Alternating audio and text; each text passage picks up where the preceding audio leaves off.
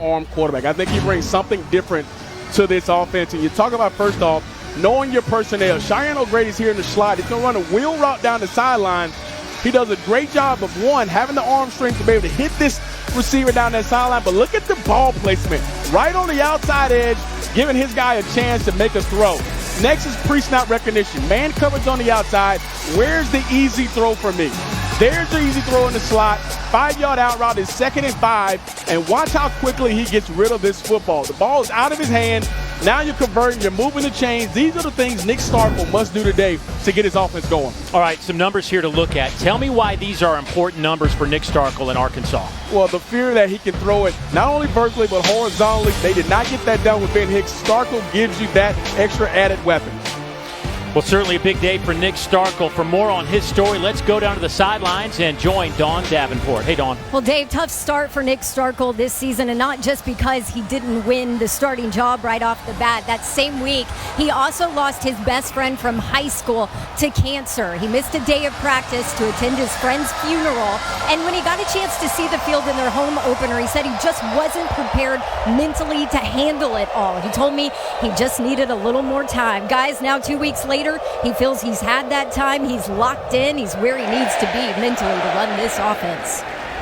He'll have a chance to watch this Colorado State offense get the football first today as Arkansas won the toss. They deferred, so the Rams will have it first. And that means we get a look at this guy. Let's not overlook what he can do. Collin Hill, 6'5", 215-pounder, who has done everything, threw for over 300 yards in the first half last week. Oh, you talk about another big arm guy. Those 2 ACLs that he tore have an opportunity now to have this team be his. Now he can go out and establish the style of offense they want to play with. And Coach Mike Bobo is so excited to have him back full-time leading this offense. 741 yards through 2 games, top 5 in the country. His confidence is back. He's got some weapons on the outside. And he's got a talented running back, number 5, Marvin Kinsey, in the backfield. They will throw on first down, a little bit low as they tried to hit Warren Jackson. Last week alone, 25 of 32, 367, 4 TDs, and no picks. Overall, completing 71% of his passes. What's so good about Collin Hill? He makes great decisions with the football and quick decisions. He's a very confident player, but he doesn't throw it to the other team, which makes this offense go. 2nd down and 10 coming up for the Rams.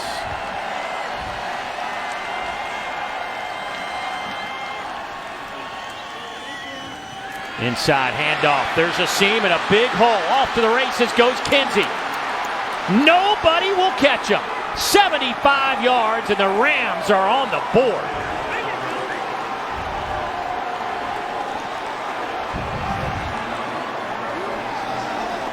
What a start for Colorado State. Second play of the ball game. Marvin Kinsey going 75 yards untouched. You saw the speed. Well, this is going to open up so many things for Colorado State to have this run game going.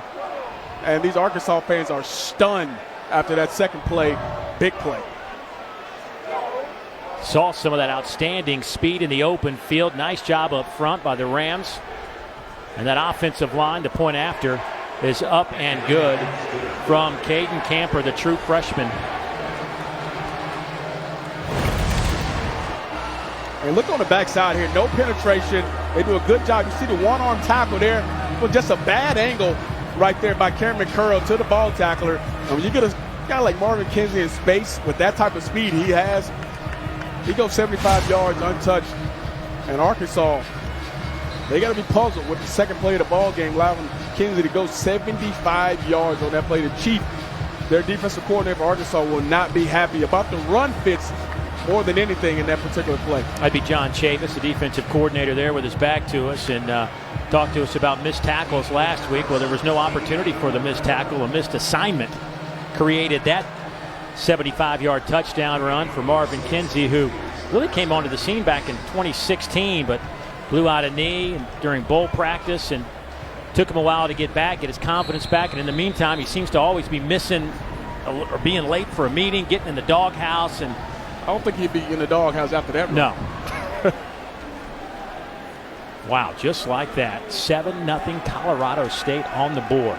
Big confidence builder for Colorado State on the road, putting up points right off the bat.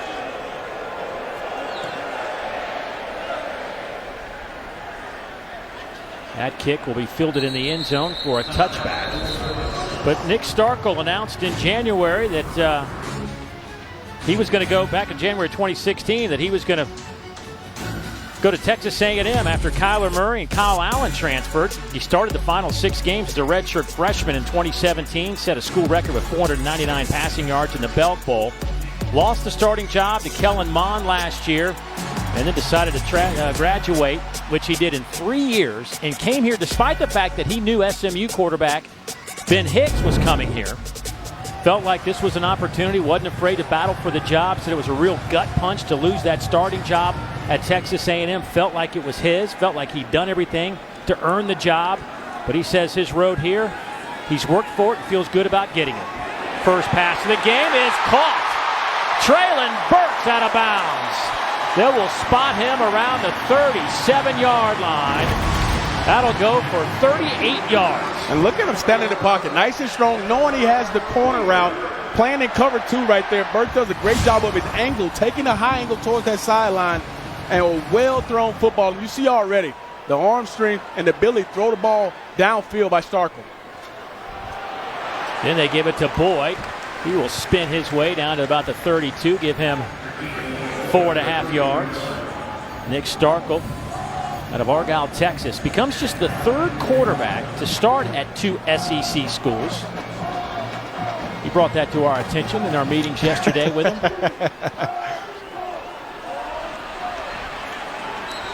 Tell you what, it's a different day with the transfer portal now, and you don't see as much, in the years past, coaches were really reluctant to allow kids to transfer within the league. And I think we're going to see more and more of that down the road with the way the system has been set up, at least for now. And Dave, one thing we know about Starkel sitting in our meeting, he's not lacking for confidence, so he'll be excited for today's opportunity.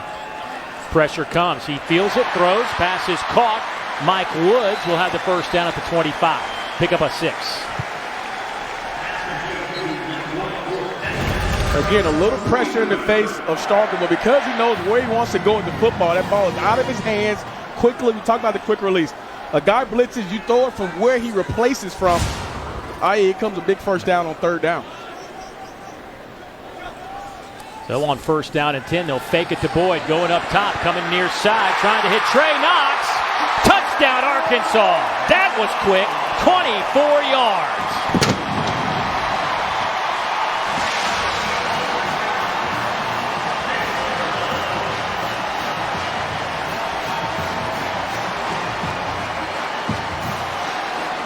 Trey Knox, 6'5", 205, going against Andre Neal, who was about 6 feet tall.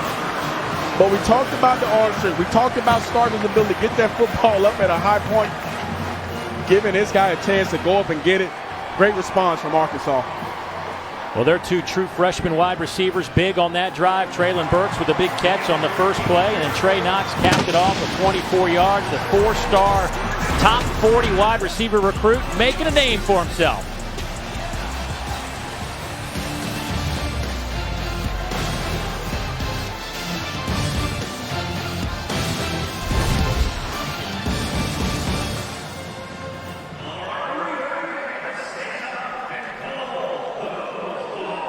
Much Trey Knox would play today. We knew he'd play, but he got stuck last week against Ole Miss. Got a hip pointer, been slowed all week long. Coach said he was going to play, but boy, I would say he has played and been a factor.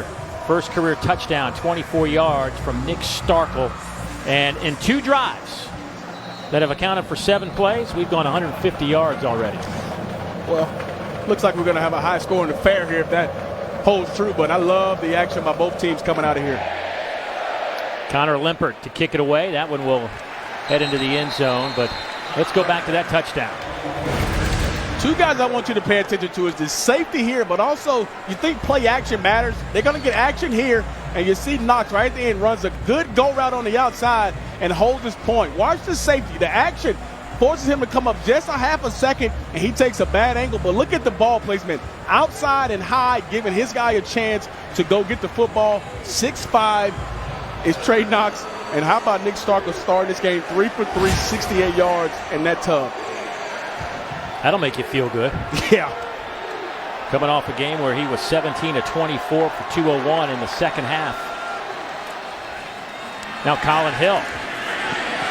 Dump that pass off. It goes to Cameron Butler, and he has stood up maybe a yard on the play. They'll spot it at the 26-yard line.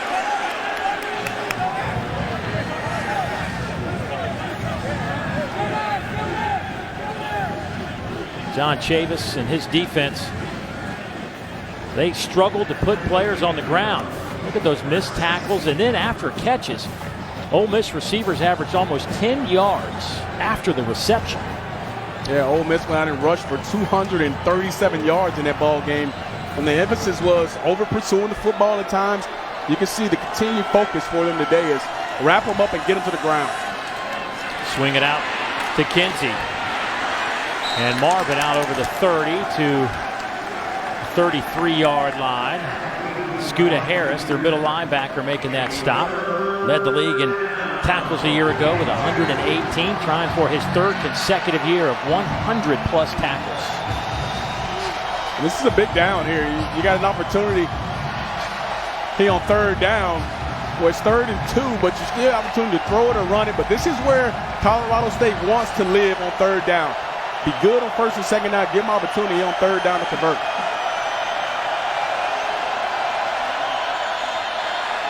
Has time, and Hill's pass is caught. Warren Jagger say incomplete. Got hit right at impact. Lost the football. Hayden Henry, the animal, some of his teammates refer to him as, making the play. Ball a little bit behind him, and you can see that ball easily is out. Good job of Henry right on contact. And you see Collin, he was trying to hold him up just a little bit in that zone, not run him into Hayden Henry. But a great job of getting that football out, and 3 and out Colorado State.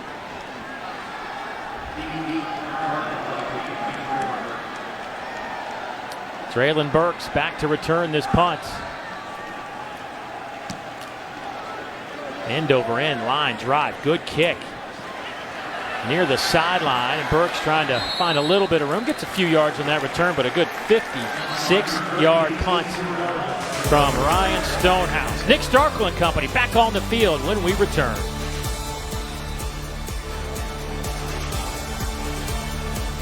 If you're Arkansas, you love the way this game started with your new quarterback, Nick Starkel. Started the game going through a progression, hitting the deep ball down the right sideline.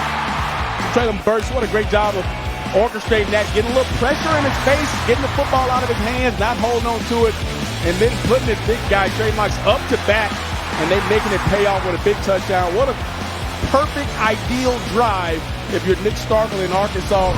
And I believe this is the offense that Chad Morris envisioned when he came to Arkansas, Dave. I mean, those were dynamite throws. That first one was really impressive. Yeah, I mean, that's a tough throw to put kind of on a rope. We call it a 2-ball. Not too much air, but enough air that he can run under it. The touch he had on that one early in the ball game is pretty impressive. Arkansas will start inside the 20 from the near hash. Pressure comes. Starkel steps up, goes down the middle, has one-on-one coverage, and he was a little bit light with that throw. He was trying to hit Mike Woods. You can see already, Colorado State's not just going to allow Nick Starkel and his offense to sit back there and throw the football. They came with a 5-man pressure there, and that's one he's going to want back. He had him running right down the middle of the field. Could have been another big play. Arkansas going rather quick after the incompletion. That one's batted in the air and almost picked off. Trying to hit Chase Harrell across the middle, a little bit behind him, and now it's 3rd down and 10. This is a situation where you can kind of get your defense in a bad spot, too, if you're quickly 3 and out on a hot day. Absolutely. And, again, Colorado State coming with a little pressure off the edge, forcing that ball to come out a little bit more inaccurate. And you mentioned it, Dave, 3rd and long. It's a tough spot to be in, kind of backed up. Arkansas 33% on 3rd down conversions this year. They struggled with that last year. Bringing some pressure again. Pass is caught. Trey Knox, 1st down at the 35. That is a 17-yard pickup. Look at the route here. You got what we call a little snag concept.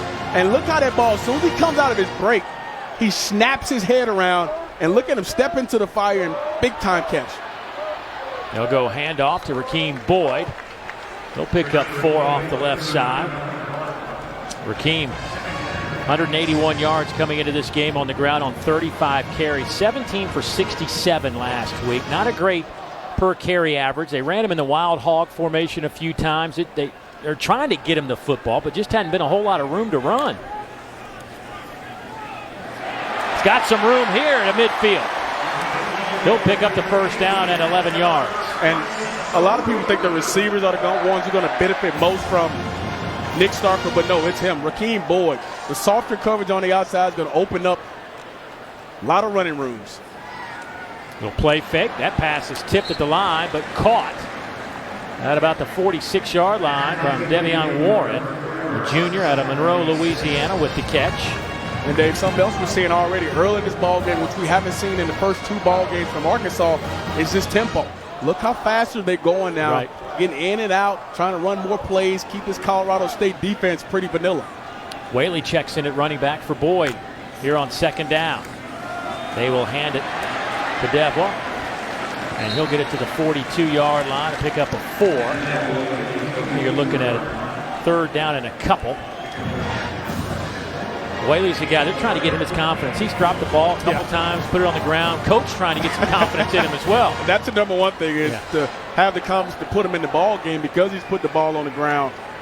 Well, this is where Coach Morris wants to be on 3rd down. It gives him opportunity here in kind of no man's land. If you don't pick it up, I think they still probably go for it here on 4th down. But you got the run-pass option. If you want it, you can have it. 3rd down, about 1.5 yards. Inside handoff. Whaley with a big gainer. Still on his feet. Breaking tackles, falls out of bounds. Inside the 20, right around the 17-yard line. Right up in the middle. Look at the tight end come across and just crease that hole. And now you have a huge gap to run through. We talk about defensively how they're being a little bit more soft because of Starkel's ability to throw the football. And think about it, later on in the ball game, he's going to start pulling that out of the gut, and he's going to start throwing it. 1st down and 10. Red zone opportunity on the horizon. They'll go with Whaley. He'll get it inside the 15. Picks up 3 there. Iwan Francis with the tackle in that secondary for Colorado State. They're giving up 32.5 points a game. Of course, their opener against Colorado, they gave up 52. They went FCS opponent last week, Western Illinois. They won that one 38-13. Score really not indicative of how dominating Colorado State was in that contest. Starkel to the end zone, dropped. Grayson Gunner, the tight end, hit him right in the numbers. This is another outstanding throw here. Puts it right in his gut. This is perfectly thrown. All you had to do was bring it in. You got exactly what you wanted. Man coverage on the back end. Tight end running that corner route, just unable to come up with a big play there on 2nd down. Well, that's another stellar throw from Nick Starkel. Been impressed with Starkel. He's been really sharp here to start this ball game.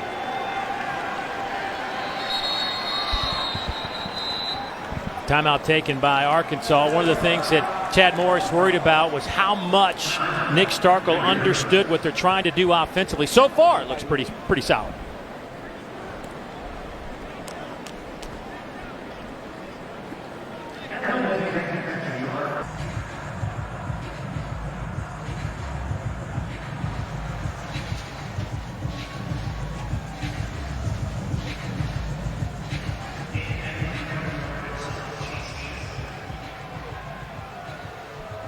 Wow, into triple coverage. I love that Shy catch. making that catch. Tell you what, there's a lot to like about Helinski. 6'3", 230 to start with. Dave, did you hear that Helinski is wearing the same socks that Garcia wore? When they beat Alabama back in 2010. What a catch. 3rd down. Here's Starkel underneath, wide open. Pass is caught. That'll be Chase Harrell to the end zone. 14 yards out. Somebody missed an assignment. Arkansas will take the 6. And this is what Chad Morris called the timeout. Working inside out. He does a great job here. You got to switch on the outside, and it's just an awesome job of him finding the open receiver.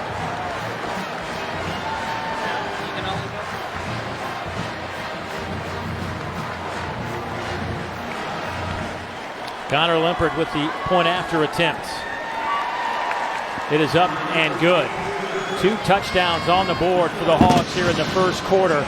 2 impressive drives by Nick Starkel have resulted in touchdown passes. And here's Chase Harrell. He's just going to come here, run a little angle route. You got a shallow cross and you got a dig coming across. And he just reads it. He goes through his progression. He does a great job. Here's the angle route coming back inside. Everything's clogged up going inside. And he goes 1, 2, 3 back out to Chase Harrell for the touchdown.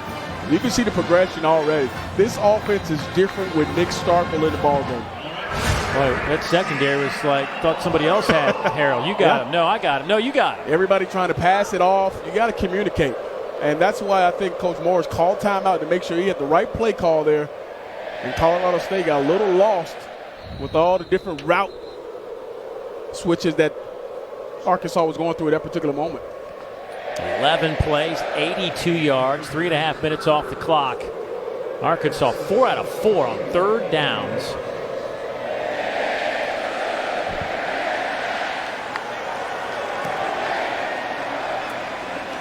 This is a returnable kick. Christian Hunter. He's hit around the 20-yard line. Chase Harrell with the touchdown catch. More on him. Let's go down to Dawn. Yeah, guys, Chase Harrell made that transition to tight end last year, and that included putting on 37 pounds of pure muscle. He said he did it to become a more effective blocker, but that weight has not slowed him down. Strength coach Trumaine Carroll pointed out he still has a 34-inch vertical, a 10.6 broad jump. Coach True said he looks like an action figure right now. Yeah, the converted wide receiver. They have found a home there. You know, Cheyenne O'Grady, he's been battling all kinds of stuff trying to get healthy for this season. This week he developed a little strep throat, slowed him down. We haven't seen a whole lot of Mr. O'Grady as of yet. Marvin Kinsey hit at the line of scrimmage. Scooter Harris again fogging up the hole. It's all about recognition and instincts from Scooter Harris. He recognized what was happening, then he just was shot out of a cannon and met the back right there at the front of the hole. This is just one of the more outstanding linebackers in the entire country, let alone just the SEC. Over 280 career tackles for Scooter Harris, the senior linebacker out of Harvey, Louisiana. 2nd down and 10. He'll stay on the ground with Kinsey.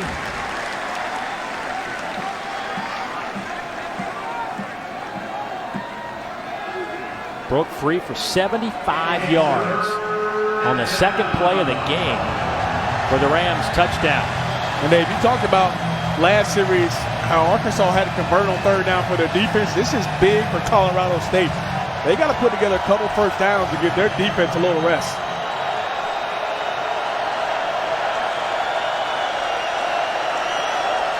Dante Wright, the true freshman, in motion. They'll go to the outside. Pass is incomplete. Trying to hit E.J. Scott with it. Coverage from Monteric Busta Brown. Playing a little press coverage on the outside. Does a great job of not getting overly aggressive. And right there for the throw, just an outside. Would have been a really tough catch for E.J. Scott to come down with. But give a lot of credit to Monteric Brown on the coverage there. Colorado State will have to punt it away with Ryan Stonehouse, who had a 56-yarder his first time, the 2nd-team All-American a year ago. His career average, over 47 yards per punt, best in school history. Straightaway punt this time, and you can see why. This is another boomer. Burks will take the fair catch at the 25, a 51-yard punt. Nick Starkel 2 for 2 to start this one.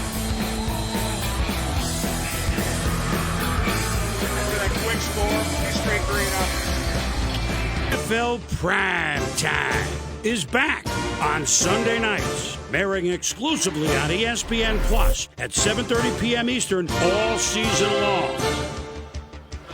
Oh, Boomer and Tom back. That was my favorite show for so many years. Man.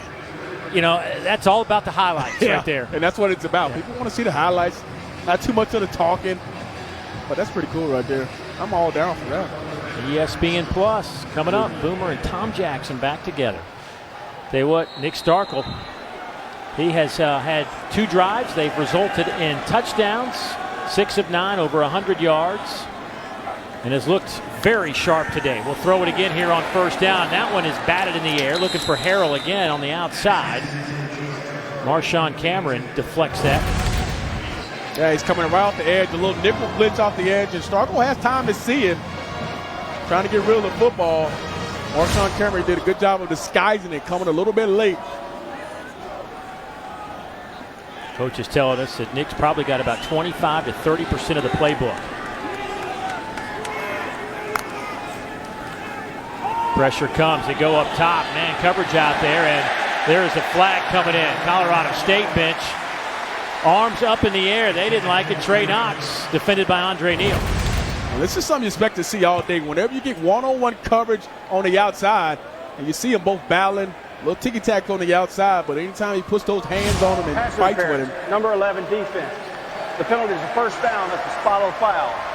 You're going to get those type of calls, but this is what I call an alert for a quarterback. Whenever you get press man coverage, safety's in the middle of the field, expect one-on-one with those big receivers he has on the outside. He's going to put them up to bat every single time and see if they can make a play. We've seen it already happen for a touchdown early in the ball game. So any chance they get, they want to take those shots.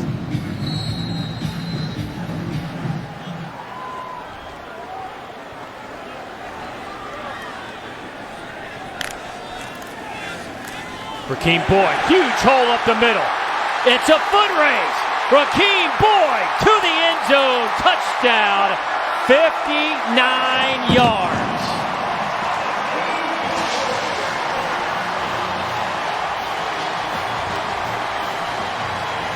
And Dave, I just talked about when you throw the football down the field, it forces you to play a too high look. And what a great job right there by number 66, Ty Clary, the center. Giving the hole, opening up, getting up to that second level. And this is what Chad Boyd wanted to see out of Rakeem Boyd. Break the tackle, get middle of the field, and just go. Even though he was untouched on that one, Rakeem Boyd says, I can take it a distance too.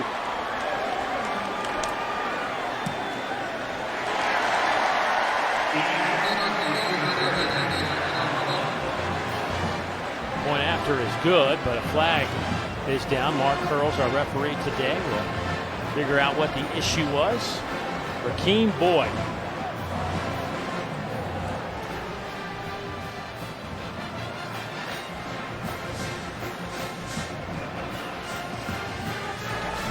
Holding number 68 offense. Penalties 10 yards from the previous spot. Replay the try.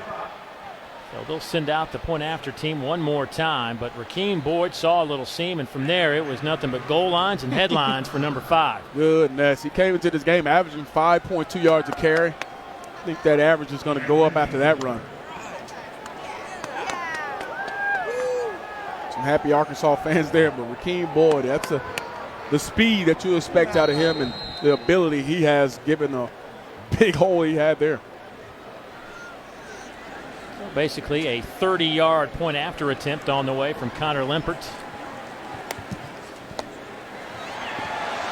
And makes it look easy. So it is 21-7. Arkansas out in front here in the first quarter. And while we have a break in the action, let's throw it to Lower Rutledge and our friends at Academy Sports and Outdoors. Hey, have you seen Marty?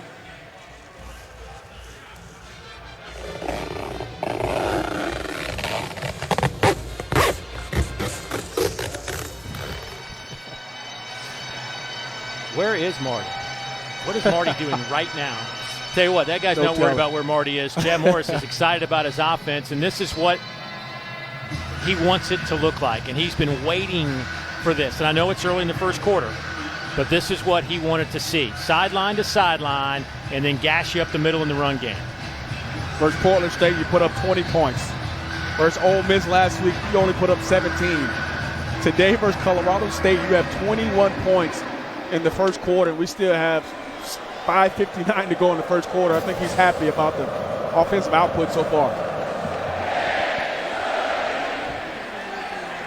And that'll be a touchback for the Rams out to the 25-yard line. Hey, coming up at 7:30 at 6:30 Central, of course, Week 3 of the college football season rolls on with number 4 LSU and Northwestern State. It's our SEC Saturday night matchup.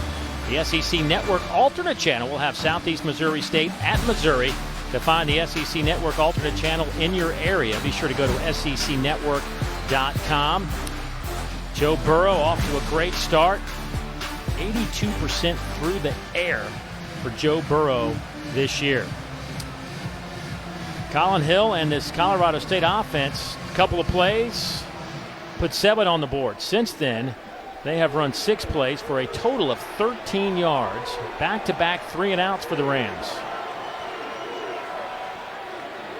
McElroy in the game at running back. He's coming near side. He'll pick up 7 yards. Run out of bounds by Jarquez McClellan. This Ram offense, they can certainly move it down the field. Arkansas has done a nice job keeping things in front of them here on their last 2 possessions. And that's the key, Dave, not allowing those big plays. And Colorado State comes in here wanting to throw the football deep, wanting to create some big plays. Arkansas playing more coverage here in the last 2 series. They'll hand it off to McElroy. There's a big hole. Arkansas couldn't keep him in front of him. And that'll be a big run inside the 35 down to the 34-yard line. Cam Curl runs him out of bounds, but 34 yards. And another crease right there. Hayden Henry on the out edge right there. Number 27 loses containment. And that's one of those spots where you talk about defensively doing your job. And if you don't do your job, big plays like that happen. And how about Marcus McElroy coming here and giving this Colorado State offense a little spark? And Kinsey back in the game now, their starter at tailback, the senior out of Atlanta, Georgia. Quick throw. They finally get it to Dante Wright, the outstanding true freshman from Navarre, Florida. Already 4 touchdowns in 2 games for the youngster, 5'10", 165 pounds. A do-it-all player, and I mean do-it-all. In high school, he played offense, defense, kicked some field goals and extra points, ran a 10-7 100-meter dash. He had a 75-yard touchdown opening play last week. I mean, this kid has burst onto the scene.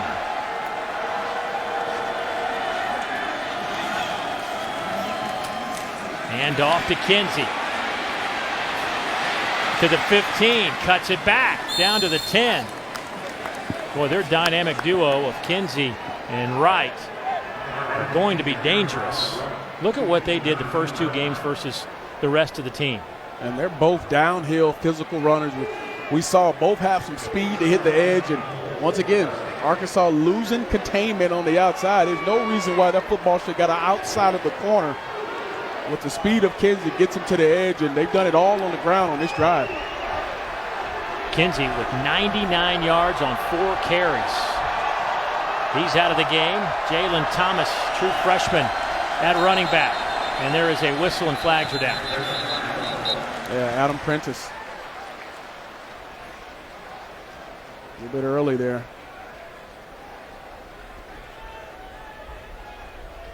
Before the snap, ball start, number 85 offense.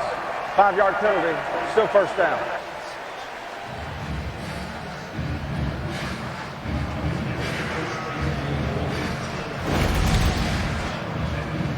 And you see right on the right side of your screen, a little edge, look, comes out the ball a little bit sooner than the ball is snapped. And something you don't want to do when you got good momentum going on this drive is get a false start penalty that puts you back behind the chains. But I'm sure Collin Hill don't mind having a little extra room to throw the football. Kinsey back in the game to the left of Collin Hill. They'll fake it to Kinsey, slant over the middle, caught, touchdown. That goes to Warren Jackson, and just like that, the Rams march it down the field. The redshirt sophomore out of Powder Springs, Georgia, with his 2nd touchdown catch of the year. Now you see Cameron Curl, number 2, steps up with the play action and comes right behind is the skinny post. This is a great job of beating him inside. He opens his hips to him, and that's just hard right there. You got no other help on the inside because Cameron Curl came up on the play action. Big-time receiver for Colorado State, paying dividends here in the red zone. They got some guys now that can catch the football for you. Right, Jackson, E.J. Scott. Yeah, Jackson's only 6'6" out there. He's a big dude.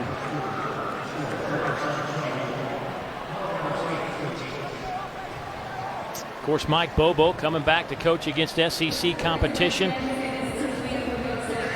A longtime quarterback, played for his father George over at Thomasville High School, where he was the 1992 USA Today Georgia High School Player of the Year. Took his talents to Athens, where he's a 4-year letterman, team captain in 96 and 97, MVP of the 1998 Outback Bowl. And from there was on the staff at Georgia for 16 years, including an 8-year stint as the Dogs offensive coordinator from 07 to 14. Great to visit with him. Spent a lot of time around him back in his days in Athens, and had some health issues, some very serious health issues a year ago, and seems to be doing better, but says, he had some issues with nerves in his feet and his hands, and he says it hasn't all come back yet, but he is on some medication, and he's just feeling physically better, but not everything is back to 100%, but it's great to see him on the sidelines. Great energy talking to him. He definitely was excited. Devion Warren bringing it out of the end zone. Warren bouncing off a couple of guys out to the 36-yard line. Nice return by Warren. Now, there is a definite connection between our two guys today. Mike Bobo, of course, the offensive coordinator and quarterbacks coach. There he is with Chad Morris when Chad was with Clemson as the OC. But he was, most importantly, the quarterback coach for DJ Shockley. It was right before he got the OC job. Actually, your performance gave him that opportunity. There he is right there. How about that? I don't know where you guys got that that picture there. I was almost 170 pounds right there, looking real I think slim. Coach Bobo was about 170 as well. Obviously you have a unique perspective of this. I mean, you played for him. You understand what it's like to be a quarterback for him. And take me into the meeting room and the huddles, practice fields. What's it like? Well, number 51, offense.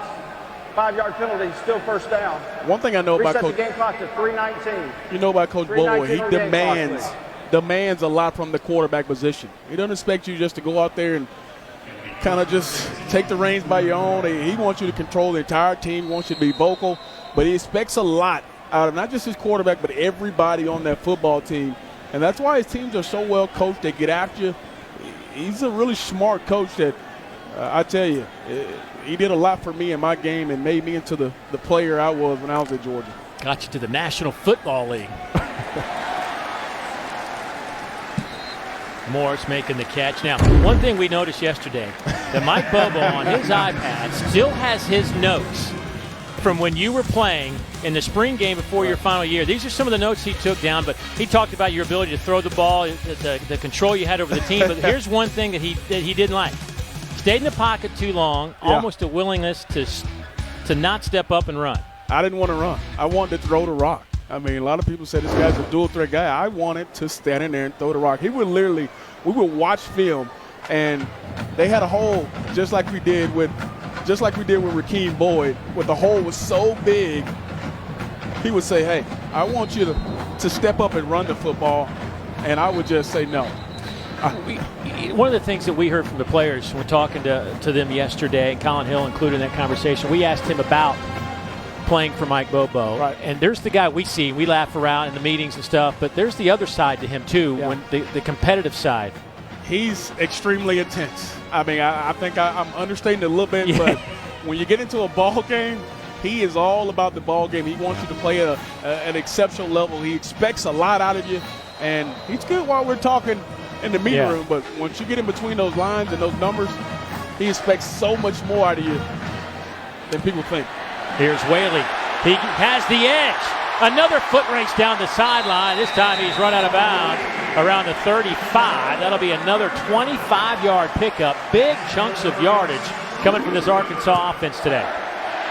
We talk about both teams losing containment on the edge, but this is a counter. Look at the big lineman out in front of him, creating that lane for him to get on the outside.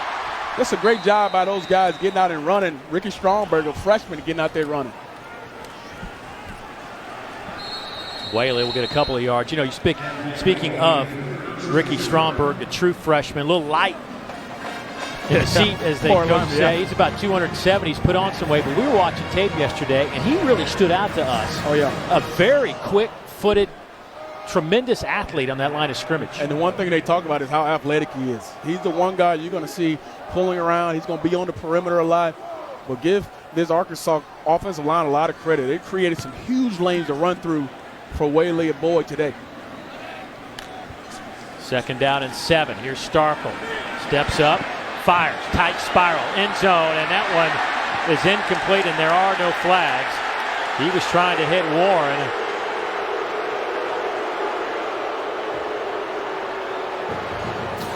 Let's go down to Dawn.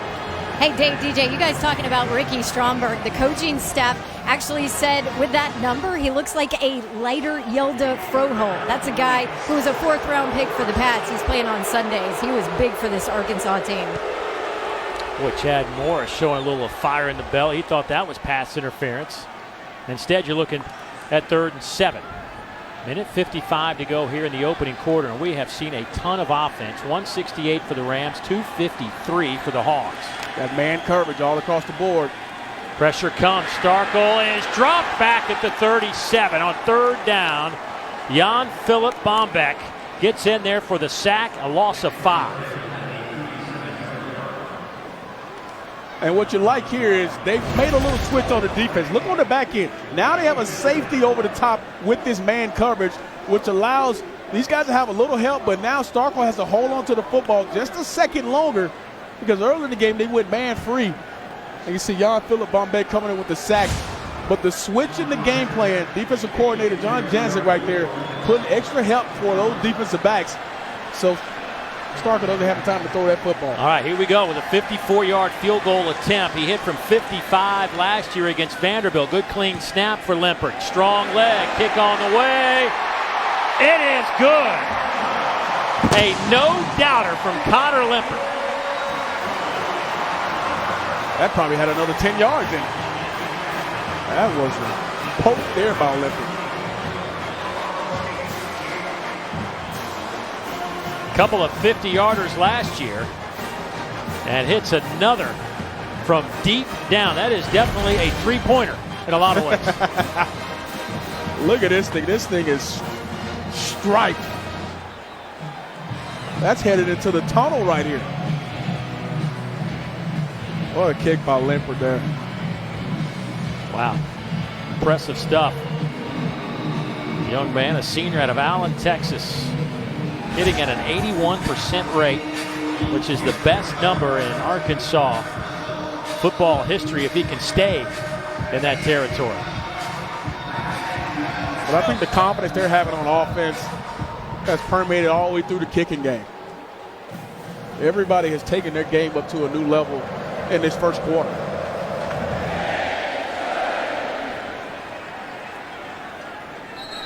Another touchback. That'll give us an opportunity to talk to you about Saturdays in the South, which is our 8-part documentary that chronicles the history of SEC football. We celebrate 150 years of college football here on ESPN. Tuesday night, Eastern Time, 8 Central. Part 3 explores the civil rights movement of the 60s. Bear Archie, Richmond Flowers Jr., George Wallace. You can only see Saturdays in the South right here on the SEC Network and, of course, on the ESPN app. Colorado State will have it at the 25. 1:02 to go here in the first quarter. This is a different looking Arkansas team than through and through what we saw in week 1. Can they stop this Ram offense?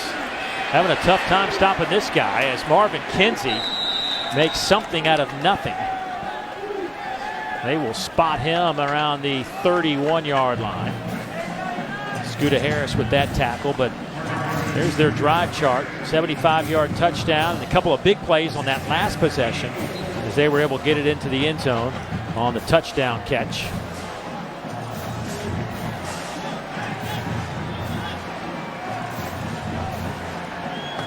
Kinsey, 5 carries, 105 yards. And you can see Cameron Curl tried to walk down into the box there. Collin Hill got out of it.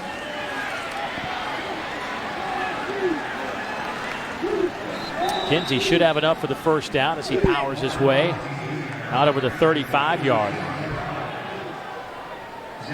You can see the little cat and mouse game going by Mike Bobo and John Chavis, defensive coordinator for Arkansas. Arkansas was trying to bring another guy in the boxes to help with the run. And Collin Hill changes the play, go to the other side. Picks up a good first down.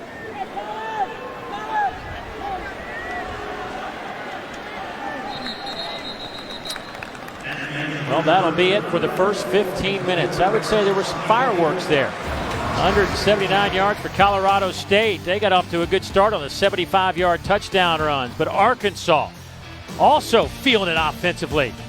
They lead it by 10 after one quarter.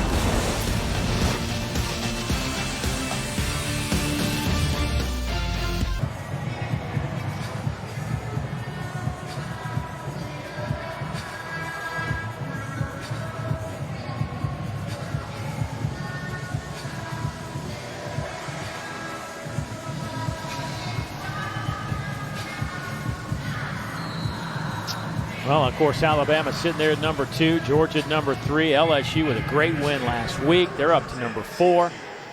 5 teams in the top 9. That run was just dumb. Oh, loose football on the turf.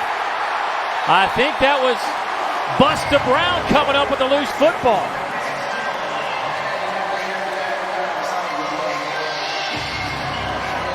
Boy, Mike Bobo told us yesterday, point number 1, we have to protect the football. Turnovers have been a killer for them. Yeah, this is just unfortunate for Colorado State and Kinsey.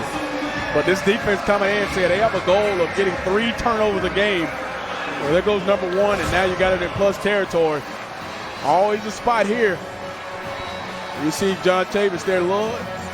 He didn't show his excitement, but I know he's excited. The Chief is... He's never excited. He's very reserved. The only time he's excited is when we come to town. He gets to visit with us. That's the only time. Hey, but look out here. After turnover, usually there's some type of shot play throwing the football down the field. Quick change opportunity here for the Razorbacks. At the 38-yard line. Boyd in the backfield. He'll get the handoff. Down to the 34.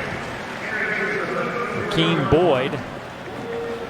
6 carries, 85 yards, averaging 14.2 yards a carry. And we've just seen the impact of Starkel's ability to throw the football just in that first quarter.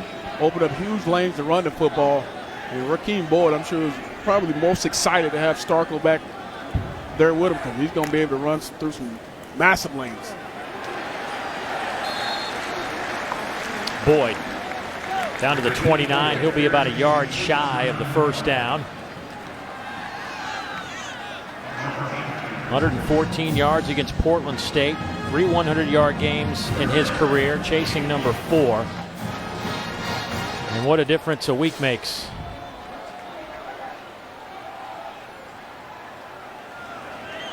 Transferred here a year ago from Independence Community College. Boyd thought he had a bigger gain than that, but he will have the first down. Yeah, Dave, he doesn't trip. He probably hits his head on the goalpost, and it's another big run for Rakeem Boyd. That's why he was jumping around, because he knows it. He saw one. He just looked up at the big board here. Dang. Could have had my second one. This just feels like it's time for Starkel to take a big throw here after 3 runs. Colorado State got to be on notice. 4-man rush. Starkel, pressure comes from the backside, but he'll loft it up toward the end zone. There are no flags. Looking for Trey Knox. And immediately after he threw this football, Starkel was yelling at Knox why did he slow down?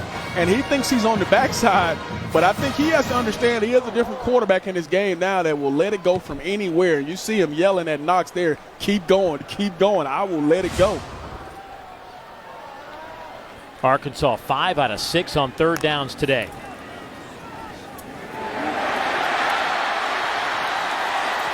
Nice run from Chase Hayden, his first action today. 15-yard pickup. And just a nice job right there on the edge. It's Dalton Wagner. He just sealed that right side down, and nobody was outside when Chase Hayden hit the corner.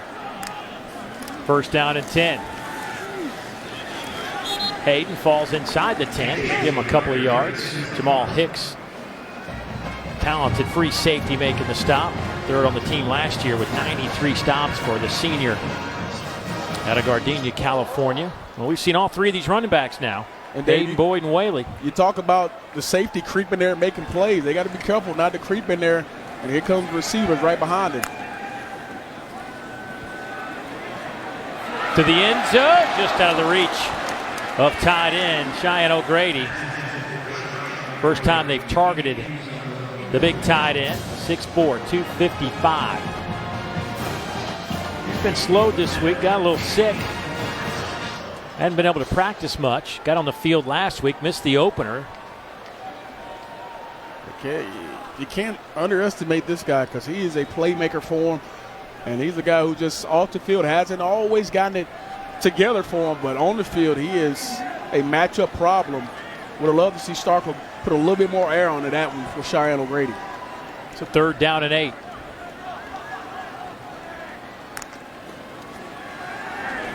Quick throw. Hayden makes the catch inside the 5. He's hit right around the 4-yard line. They'll be shy of the line to gain. It'll be 4th down and a couple. Rakeem Boyd running onto the field. Actually, they'll bring the field goal unit on. It looked like Boyd was jogging in. I was thinking the same thing. I saw Rakeem Boyd. I said, you think he's thinking twice about it, but any points right now are good. And I think he's excited just to get some kind of points here after a nice drive. You got to make that turnover count. Limpert hit from 54 his last time out on the field. This from 22.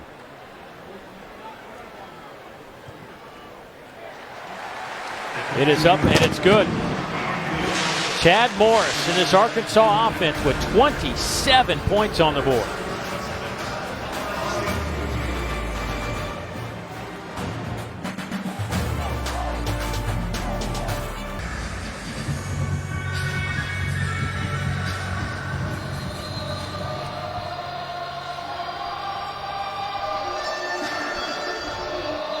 Extra Yard for Teachers Week is an annual celebration led by the College Football Playoff Foundation that honors great teachers across the country. To learn more about Extra Yard for Teachers, follow at CFP Extra Yard or search the hashtag Extra Yard Week. There's a guy that is teaching football right now here at Arkansas and life lessons as well, but his first start was as a math teacher and an assistant football coach after he graduated from Texas A&M. With a degree in math and a minor in statistics. Took that to the high school level where he became a legend with 3 state championships in the state of Texas. We were talking to him yesterday, and boy, he just kind of lit up thinking about those days as a teacher and a coach in the state of Texas. Landed his first job at Class 3A Eustis High School in Texas as a math teacher and assistant coach in basketball, football, and baseball. Said he made just about $21,000 a year. Went on to have a 16-year prep head coaching career that included those 3 state titles. Went to Tulsa, by the way, in 2010 as offensive coordinator, then Clemson as offensive coordinator, SMU as a head coach. But he really wanted us to know that the guy, Jack Shelnut, who was then a math teacher and an assistant coach at Edgewood High School, who really helped ignite him and his passion for teaching and coaching. Said the guy was hard on him, intense, but boy, as life has gone on, he's really come to appreciate what Coach Shelnut meant to him. And then when he went into teaching and coaching of his own, he said, I was exactly like it. Yeah. Hill's pass is caught, not much there, as Adam Prentice, the fullback, makes that play. For more on Coach Morris, let's go down to Dawn. Guys, my favorite Chad Morris story from his teaching days, because I asked him if he was like a tough, strict teacher. He said early on, walked in with his briefcase, he had his syllabus, he was all in, he was serious, going over his syllabus the first day of class. He said there was a kid sleeping already on his desk. Coach Morris took his geometry book, slammed it down on the desk beside the kid to wake him up, said he never had any trouble with a kid sleeping in his class ever again. Yeah, that young man went on to become a coach as well. Yep. He followed the path of Coach Morris. That would be Hank Carter. Oh, Hank. Hank Carter. He came as DC and then head coach at Lake Travis. That geometry book will get you woke every time on it. He slammed up against you. You know, I had a teacher and a coach in high school, Wayman Creel, legendary high school coach in the state of Georgia. And right. He had a national championship ring back in the day, and he'd just walk around. He'd turn that thing around. It was huge, right? Oh. He'd just turn around. You acted up in his class, and he'd just tap you on top of the head. You don't want no parts of that. No, you did not. Timeout on the field with an injured player. And we will step aside as well with 10:53 to go here in the second quarter, and Arkansas up 13. Back in a moment.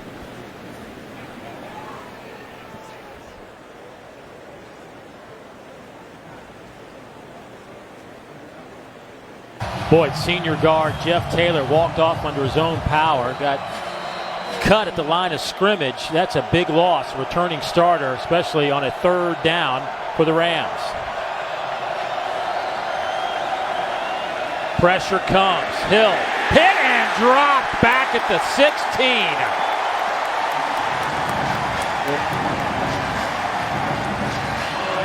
Third and long. Here's the aggressive style that John Taylor plays with. Pressure off the edge, pressure up the middle, a little stunt from the inside. And a great job of Grant Morgan getting home to the quarterback. But there was really nowhere for Collin Hill to go with the football. Had to hold on to it. And Arkansas getting off the field. The junior out of Greenwood, Arkansas. His first sack of the year came at a good time for the Hogs.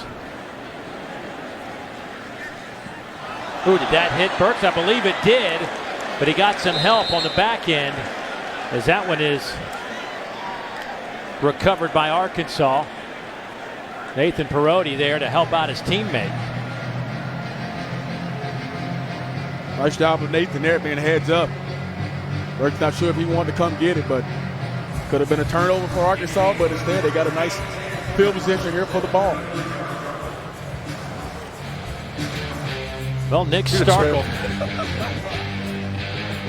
making the hog walk for his first start today. And DJ, he has really shown us some outstanding throws. Yeah, he's showing you exactly why they're excited that he came to Arkansas to throw the football around and be a leader for this team. He has turned this offense and made it look totally different here in week 3.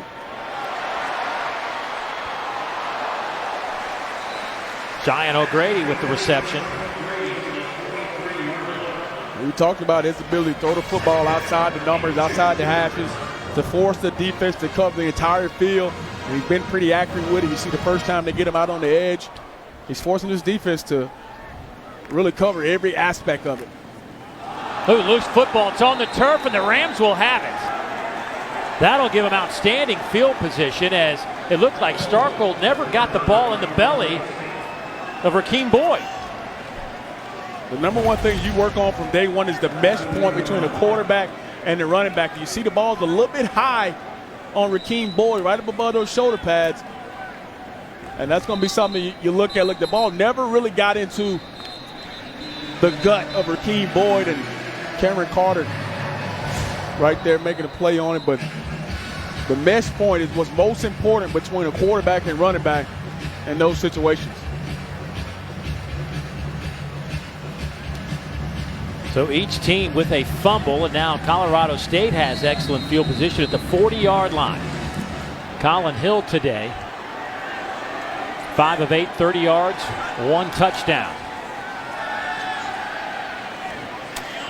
Hits the fullback, Adam Prentice. Pick up a 4. Big collision on that sideline. Mike Bobo, some of that Mark Richt offense where they still use that fullback. Oh, yeah. And something we don't see much in college football these days is the fullback. But they use that fullback, Adam Prentice, a lot in this offense to set up the run, set up the pass, to play action. He's very multiple on offense and gives the defense a lot to think about when trying to prepare for him. So from the 36, it'll be 2nd down and 6. Here's pressure. Hill's going to have to get rid of it. He does. He lofts it up. Has a man. It's incomplete. Backpedaling was Trey McBride, and flags come in. 3 of them, as a matter of fact. Joe Fouché back there in coverage for the Hogs.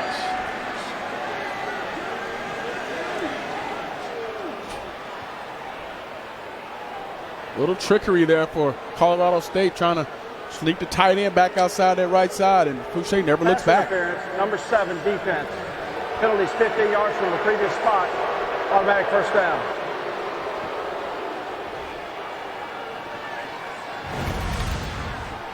For a defensive back, he never looks back, and you see the early contact. He's trying to fight through it to get his hands up, but he fights through and makes a little bit more contact with the receiver than you want. Fouché, a veteran guy, sophomore from New Orleans, Louisiana. Plays a lot of football for Arkansas the past couple years.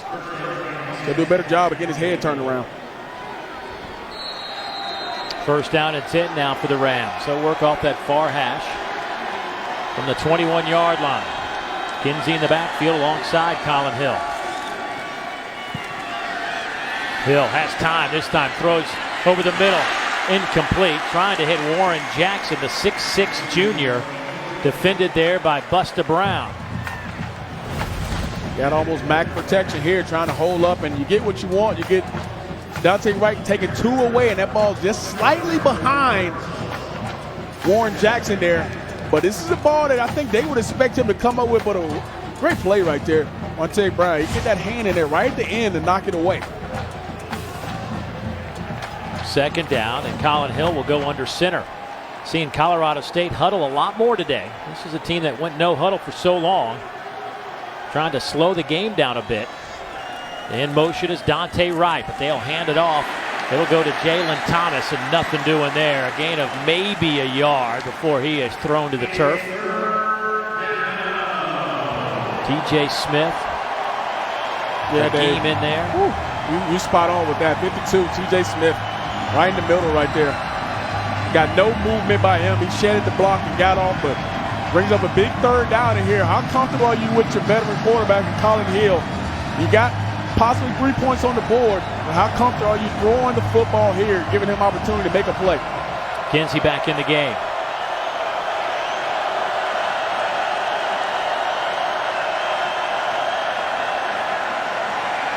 Clean pocket. Fires over the middle. Pass is caught by Jackson. He's down to the 1-yard line. Well, you wondered if they would let Hill make the play, and he did. And what helps is he had time. He had time to sit back in the pocket, survey the field, and allow Warren to work. And here's the hurry up trying to catch Arkansas off balance. Quarterback sneak by Hill. Does he have enough in that 6'5 frame to get in? No signal yet. There it is. Touchdown, Colorado State. Does he get in there? All you need is a little bit of push, and you said it, Dave. He's 6'5", but I think he was laying on top of another defender and then rolls over in the end zone, so he was still up. And by the time the ref gets there, he got to have his body in the end zone. They convert the third down to Warren Jackson and then set up the 1-yard touchdown from Collin Hill. You can see here as he's leaning. Right, he's on one of his O-linemen. He's on the top of one of his O-linemen, and Kinsey comes in there and finishes off his quarterback to get him in the end zone. Point after is up and good by Cayden Camper. They've had some kicking issues. Cayden didn't even realize he was coming on this trip until a few days ago. Now he's kicking here at Reynolds Razorback Stadium. It's a shootout in Fayetteville, Arkansas.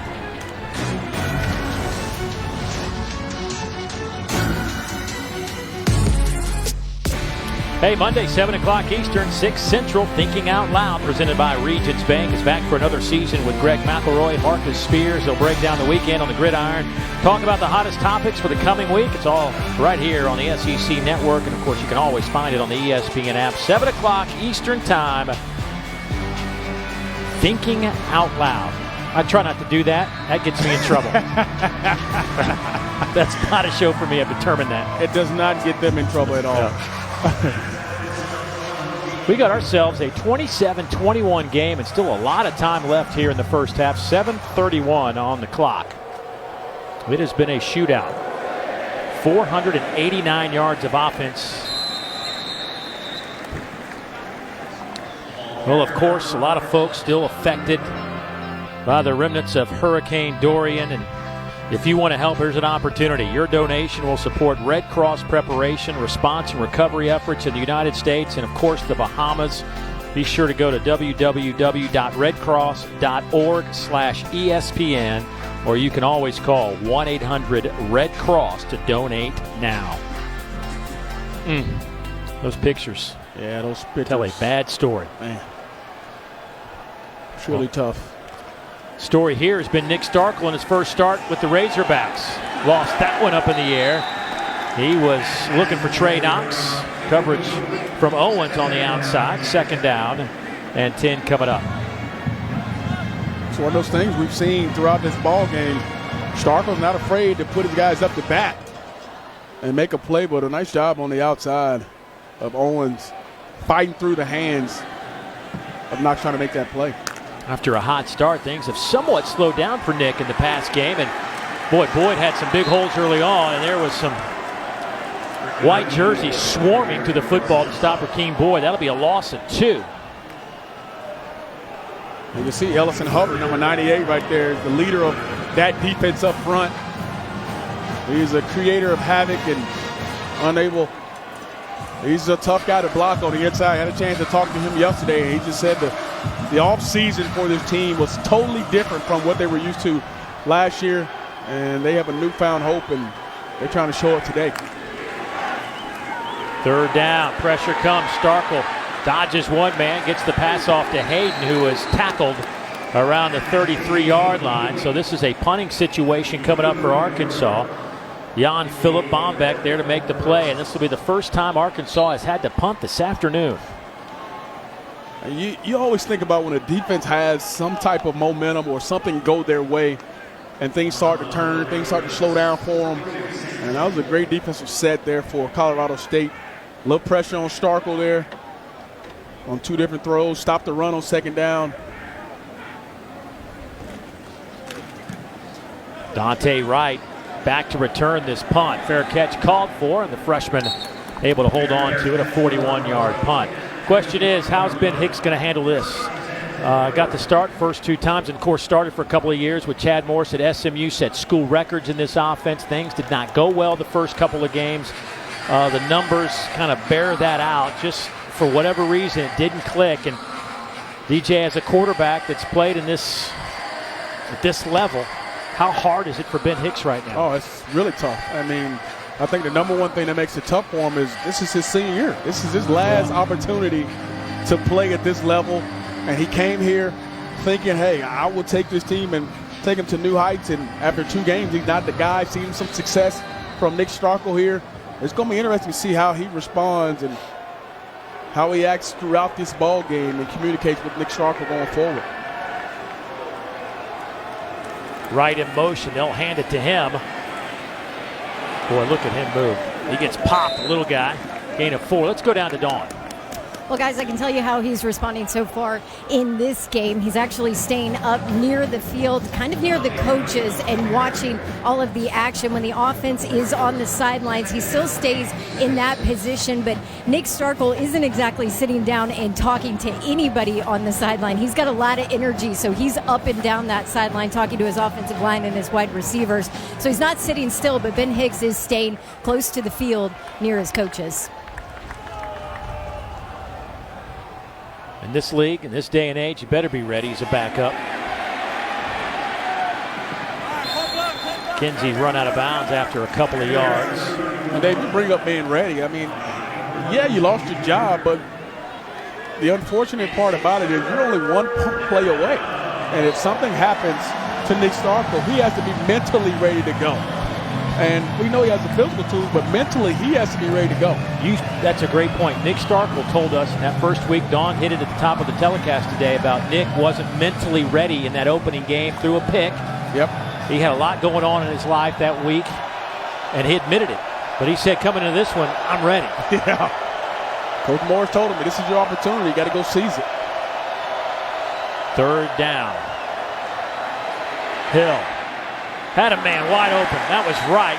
Found a little seam, but they just couldn't hook up. Collin's going to want this ball back. They only rushed 4 on the back end, and Arkansas kind of just lets him go. Safety in the middle of the field, reading the eyes, but he just lets him go. And if Hill can find him and deliver the football accurately, that's a huge play on 3rd down for Colorado State. But I think because Collin's been hit a couple times, his feet were a little happy and a little excited there to get rid of that football. Stonehouse, wobbly kick.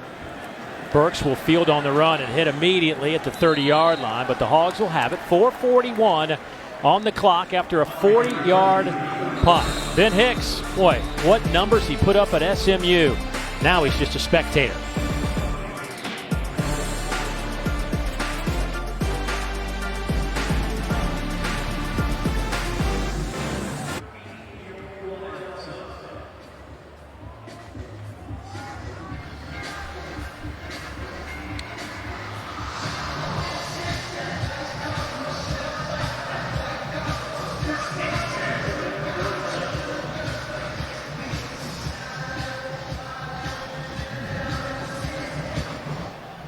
Thanks, boys. We'll see you here in a little bit. 4:41 on the clock here before halftime. Arkansas has it, 30-yard line. They lead it by 6 over the Rams of Colorado State. They will swing it out to Mike Woods. Mike Woods will pick up 4. Hit by Daquan Jackson. Nice defense from the Rams. Dave, how about Chiz and Doring? They don't have on the same suit this week, huh? Guess somebody's phone was broken. They weren't able to communicate with each other about who's wearing the same suit this week.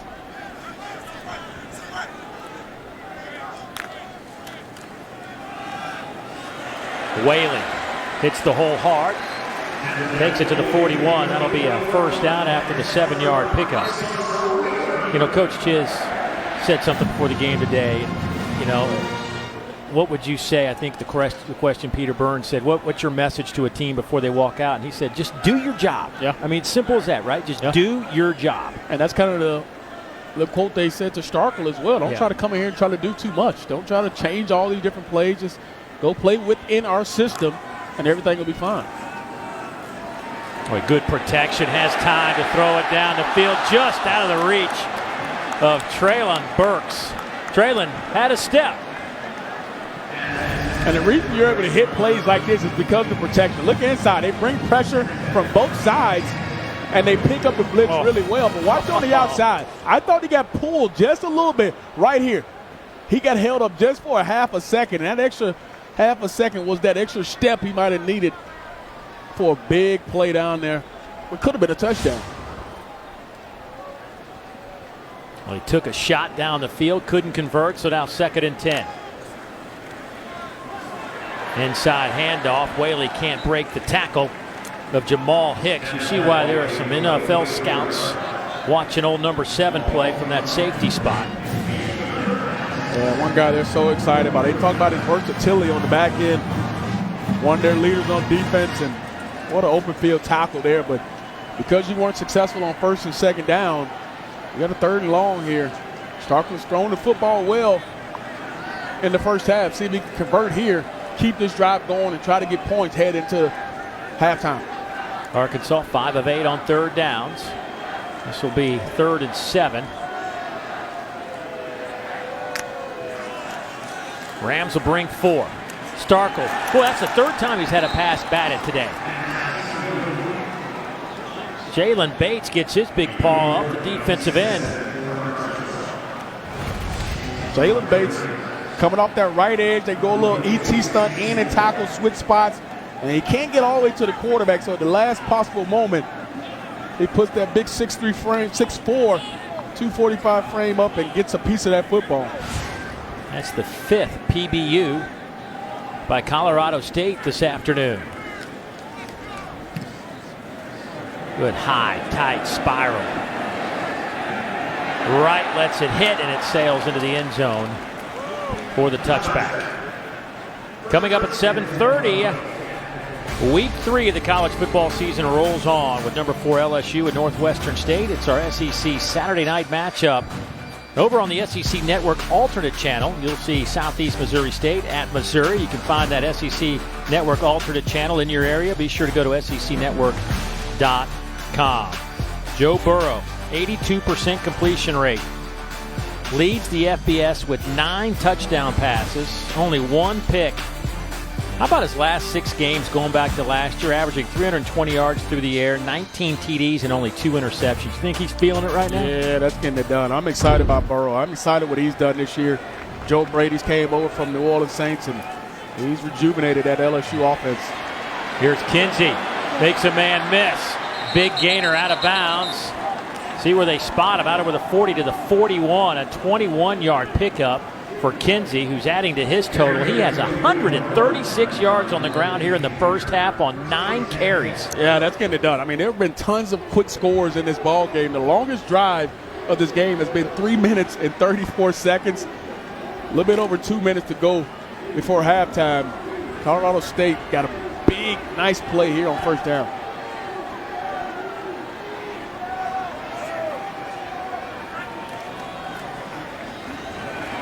Kinsey again, stutter steps. He'll manage to find 5, maybe 6 when it's all said and done. Zach Williams, the true freshman at a Little Rock, making the stop defensively. For John Chavis, it's got to be a frustrating afternoon. You've had a couple of nice possessions, but you're still giving up chunks of yardage on a few plays here and there. And that's what's going to really sting is you're going to go back and watch the film and see some guys still doing things that hurt them in the game last week. Losing containment, overrunning plays, and those type of things create the big plays which have created those today.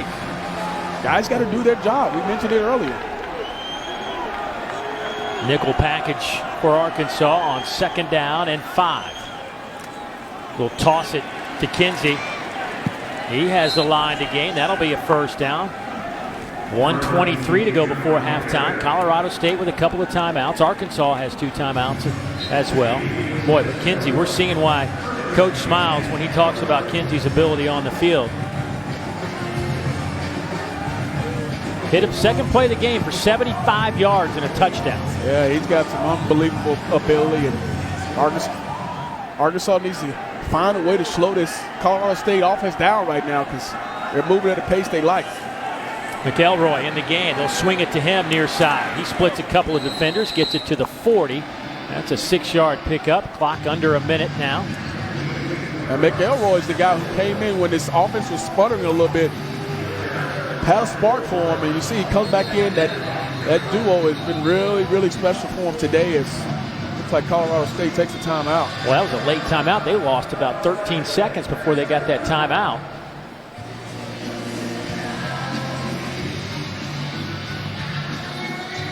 And we just talked about Kinsey playing at a high level today. First play of the ball game, finding the crease and going 75 yards. This is what motivates this kid here. Talk about some of the things that Coach Bobo mentioned off the field that has kind of prohibited him, but today on the field has shown a true talent. He has speed, he has athleticism, he can get outside, and he can make guys miss in space. And that's Suchet, one of the top guys in Arkansas defense, making miss. Kinsey has been a dynamic player for him today, and you see the total yardage for him. If he continues that in the second half, they're going to continue to stay in this ball game. With the arm strength for Collin Hill, Kinsey is a weapon, not only in the run game, but in the pass game. You got him doing that, and you got on the other side, you've got a super talented freshman, Dante Wright, who came in and was 125 yards receiving, 125 yards, averaging 125 yards rushing. Those 2 guys are definite big weapons for Collin Hill in this offense. That'll be incomplete as they tried to hit E.J. Scott. Well, I tell you, Dante Wright, they've done a nice job of kind of keeping him at bay. Just a couple of targets today, 1 catch for just 6 yards. Yeah, he came into this game leading all freshmen and all-purpose yards a game. But you can see the emphasis for Arkansas to make sure they know where he is. He leads all freshmen in Division I in all-purpose yards. I don't even know if that pass was intended for Warren Jackson, but that 6'6" frame went up and just grabbed him. Yeah, he stole that one from Dante. He's going to have to take him out to dinner or something. But this is, yeah, he was throwing the corner out, and you mentioned 6'6" right there. And Billy go up and get the football. Swing it to the tight end on the outside. Trey McBride, he gets out of bounds to stop it at 21 seconds to go. That's a 4-yard pickup. For Colorado State and Collin Hill, everything is still at your disposal. I know you got 21 seconds, but you still have a timeout on the board. And you see Coach Bobo there telling them to be smart. We have a field goal in our pocket if we need it. Make sure you do everything possible to make sure the ball ends with our guys kicking it.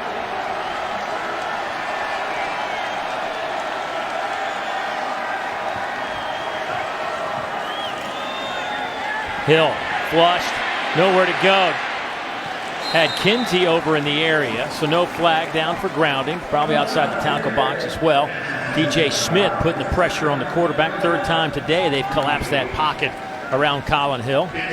But the smart play there was to throw the football away. You could not afford to take a sack right there. You take a sack, you force Coach Mike Bobo to take a timeout, and now everything must go to the sideline. But now you throw the football away, you still got a timeout. You can throw the ball anywhere on the field and still able to get the timeout.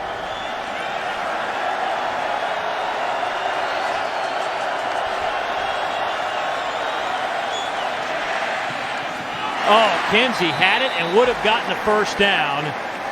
Just dropped it. And here comes the field goal unit, and this could be interesting. As we told you a little bit about Cayden Camper, the true freshman out of Pueblo, Colorado. They've had some issues with Maxwell Paduska, who's just 1 for 3 on the year.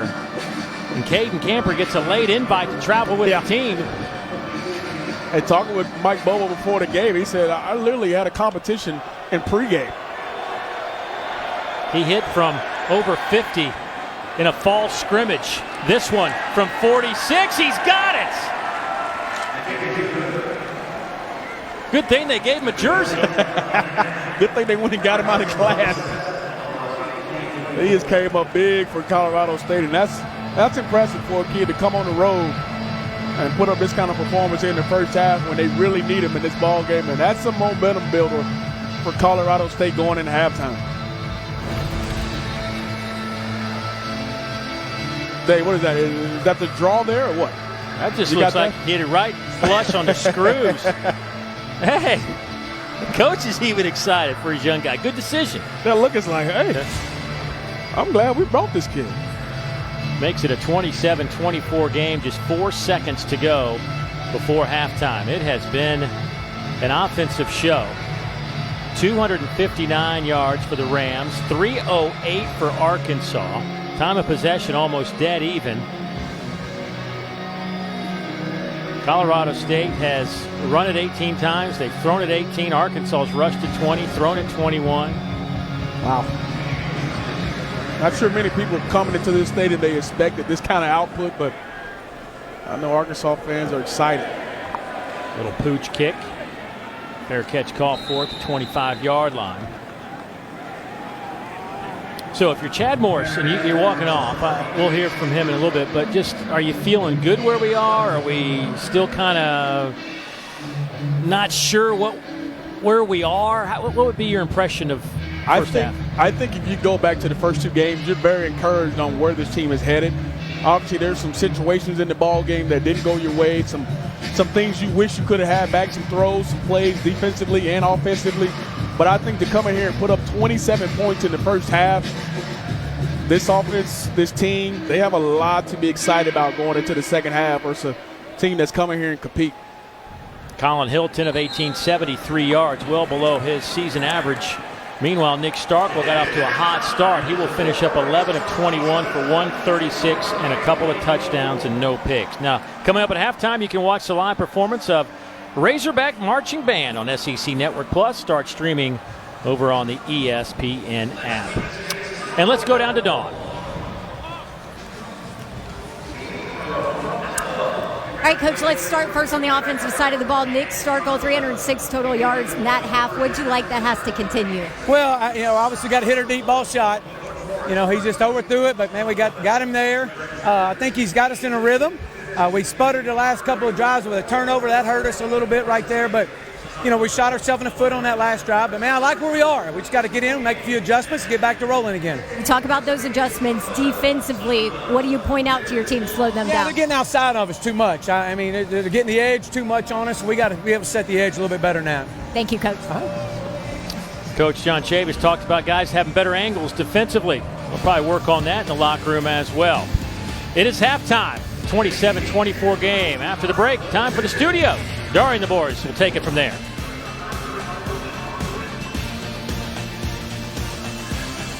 For our score at the break, moments away from second half football. Arkansas will have the football to begin the second half. Dave Neal back alongside DJ Shockley and put the first 30 minutes into perspective for me. I thought it was impressive because of what you've done the first couple of weeks. You haven't been able to go out and put up points like this. A couple things you want back, but I think they're in a good position heading into the second half. Well, let's take a look at today's State Farm Star Watch. And Nick Starkel getting his first start as a member of the Arkansas Razorbacks. What did you make of his performance? Well, I thought he threw the ball really efficiently. He found some deep throws outside the hatches. We thought he would throw the ball to the numbers. And because he's stretching the field, he's created lanes for Rakeem Boyd to run. They've had soft boxes, and look at these holes he's had to run through. Because he's able to stretch the field and throw it vertically as well as horizontally, Rakeem Boyd has been the benefactor of a big first half. Starkel started 7 of 11 for 112 yards and a couple of touchdowns, but since he's 4 out of 10 for 24 yards, no TDs, and here's his pass breakdown. What does this tell you? It tells you that he covers the entire field. He wants to. It doesn't matter where his players are. He's going to give them a chance to make some plays, and you can see the distribution from left, middle to right. He's going to throw it all over. All told, these two teams have racked up a ton of offense. 305 for Arkansas, 259 for Colorado State. The rush game, how about this? Colorado State averaging 10 yards a carry. Arkansas, 8 yards a carry. So what you're telling me is they're going to run the ball in the second half. You'd think.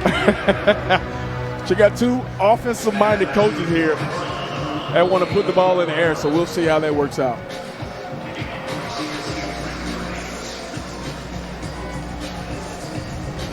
Colorado State able to get that field goal in the waning seconds of the first half from Cayden Camper, their true freshman who just got the invite to make the trip about 24 hours ago. To pull them within 3. Another little pooch kick that'll be taken by Arkansas.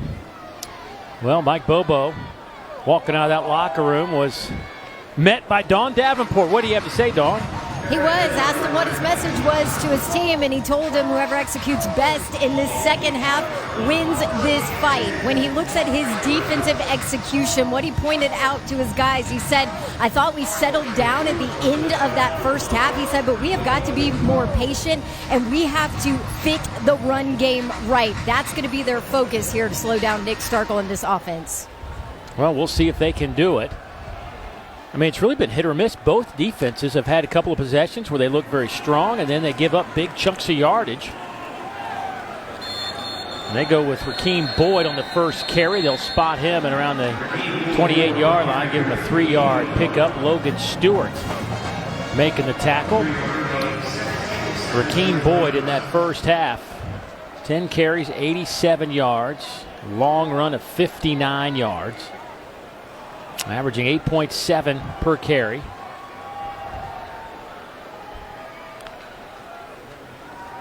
Quick throw. That pass is caught by Traylon Burks. Burks, the young man out of Warren, Arkansas. Knowing he's going to take a lick there right there. Reaches up and snatches the football out of the air, and back goes the tempo, which we saw in that first quarter for Arkansas. Little play action. Coming near side, trying to hit Jackson with it. Incomplete. And they're going back to what Don talked about with fitting the run game. Both coaches said that because they both gave up some big runs. Both sides of the ball have to do a better job of fitting not just inside but outside as well. Both teams lost containment in the run game, and I'm sure both want to come back and do that.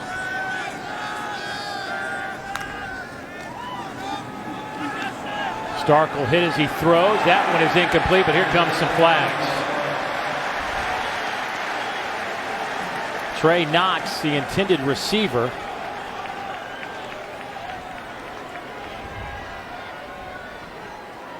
Rashad Ajayi back there says he can't believe it. He felt like it was Knox that was pushing off. Number 4 defense. 15-yard penalty from the previous spot. First down. Well, for Rashad Ajayi on the back end, he just has to take his hands off of him. Right here at the end of the play, you see him. He gets that right and left hand on him, and they're going to call that every single time. And you see Starkel getting that one-on-one coverage, but a little pressure in his face. He's just trying to give this guy an opportunity. You can see he's a fiery kid out there trying to get his playmakers fired up.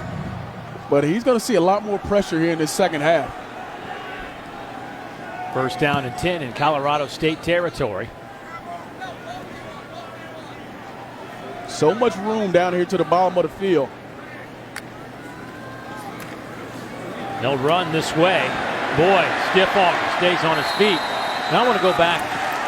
Watch Nick Starkel kind of set this up. Remember last week, Arkansas cost himself a touchdown because they were lined up incorrectly. Yeah. He was that time barking out directions to his 3 wide receivers, making sure they had enough on the line of scrimmage. And that's a good eye by you, Dave. They understand if they don't line up right, bad things can happen. Pass caught by Trey Knox. Pickup of 8. And that's just learning from past experiences. And as Nick Starkel plays more in this offense, he'll understand more where guys should be. And when we talked to Coach Morris, he said at the beginning of the year, the reason why Ben Hicks was his quarterback was because Ben Hicks just understood what they wanted to do more than Nick Starkel did. And now you see he's starting to understand where everybody should be in this offense. Woods comes in motion across the formation, but Starkel will throw. Pass is just snatched right out of midair by Traylon Burks inside the 5. They'll spot him down at the 4. A 27-yard pickup, and Arkansas hustling to the line. And this is similar to what we talked about at the beginning of the game. The back shoulder throw. Receiver knows where the ball is. The defensive back does not. Starkel putting his player up to bat, and Burks making a play. Pressure comes. Starkel keeps it. Throws toward the end zone. Maybe an ill-advised throw there. Boy, it almost looked like he wanted to hand it off to Boyd. Knew that was a bad idea. Arkansas timed this up perfectly. He almost tackles Boyd and Starkel in the backfield, and I think Starkel is just trying to make something out of nothing. Almost like you mentioned, an ill-advised throw, but he was trying to make something out of nothing happen there. 2 tight ends. Working left side. Boyd, touchdown, untouched. A huge hole off the left side. And Boyd picks up his 2nd rushing touchdown of the day.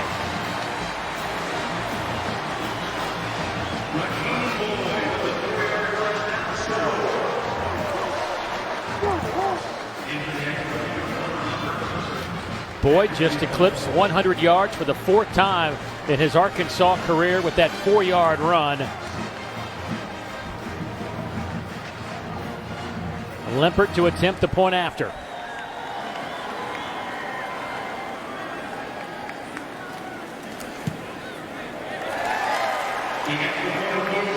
(34-24) our score.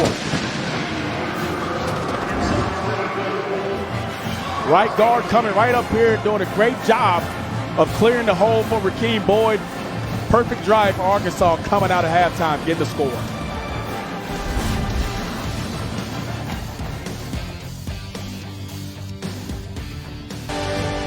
ESPN celebrating 150 years of college football.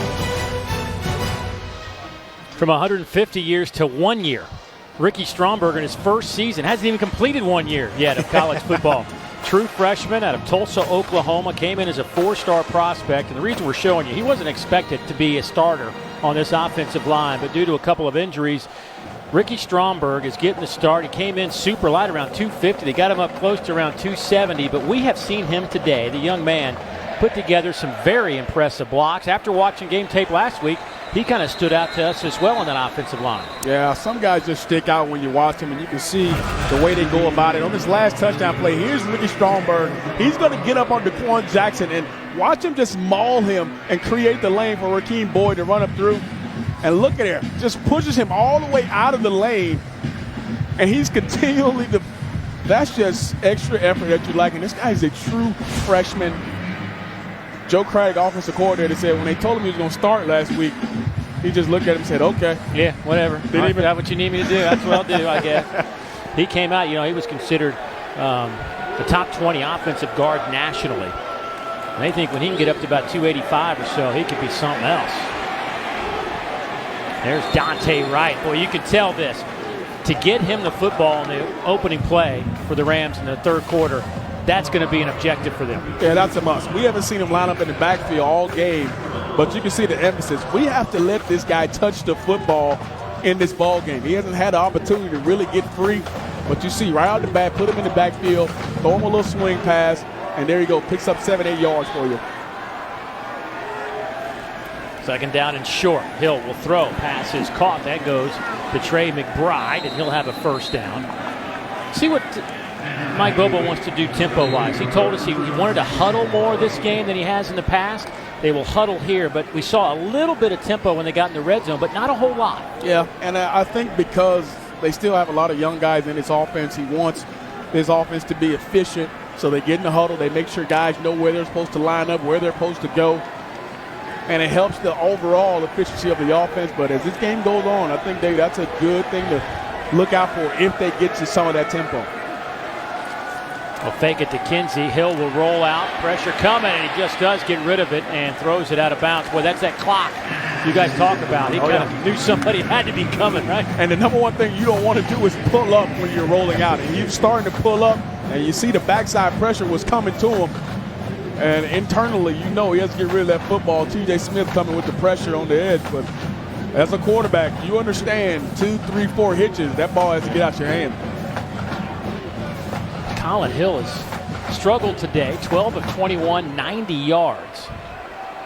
This is a guy that came in completing 71% of his passes through 2 games. He will loft it up here. Looking for his big target on the outside, Warren Jackson.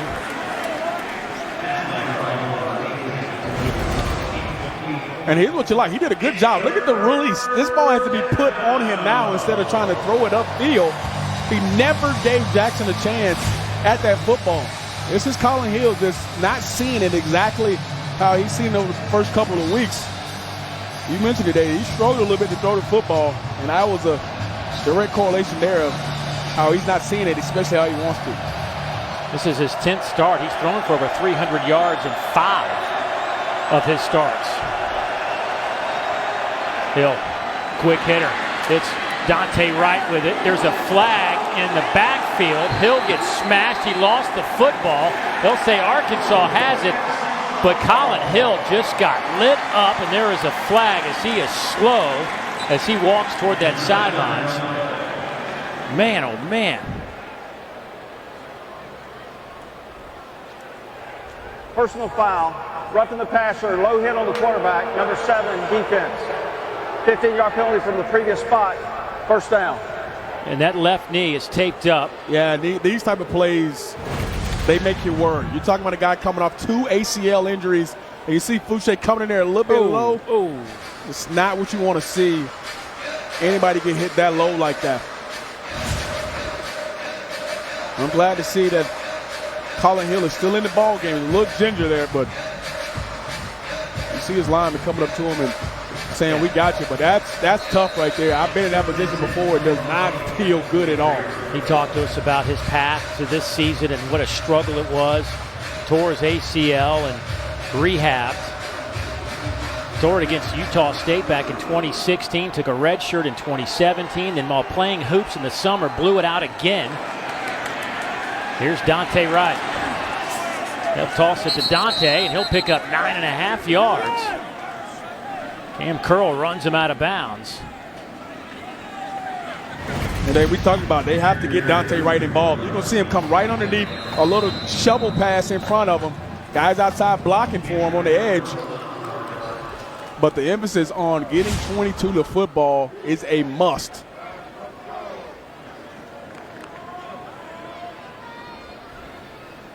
That's Cam Curl That is a big injury. He has been their playmaker on the back end. He's come up with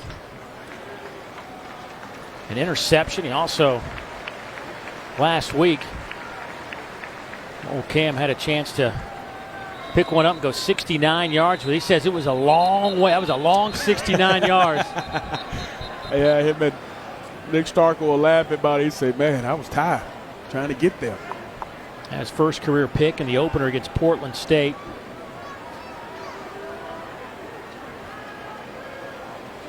Let's hope he's all right and can get back in there. He's a really, really talented player. Yeah, John Chavis talking about him getting guys lined up on that back end, so he's a huge part of what they do.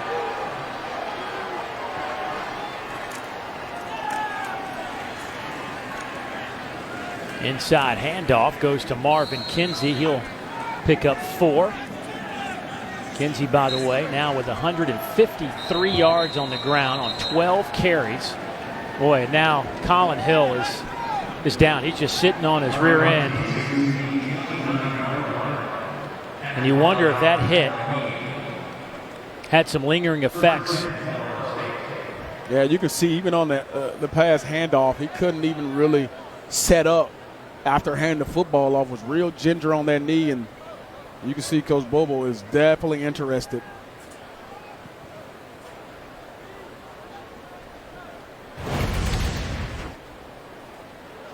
And you see here, he handed off, and usually you have to set up right there. You see how ginger he is.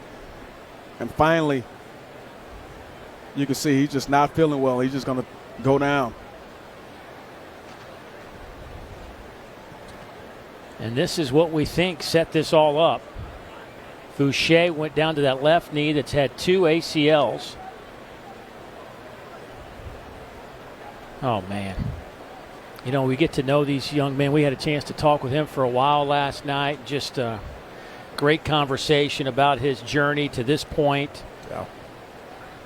And full of life and vigor and just happy, passionate to be back on the field. And then this happens. Boy, you just really feel for young men in these situations. That's exactly what I took from it as well. Just an excitable kid, happy to be playing again. Went through his first spring this year.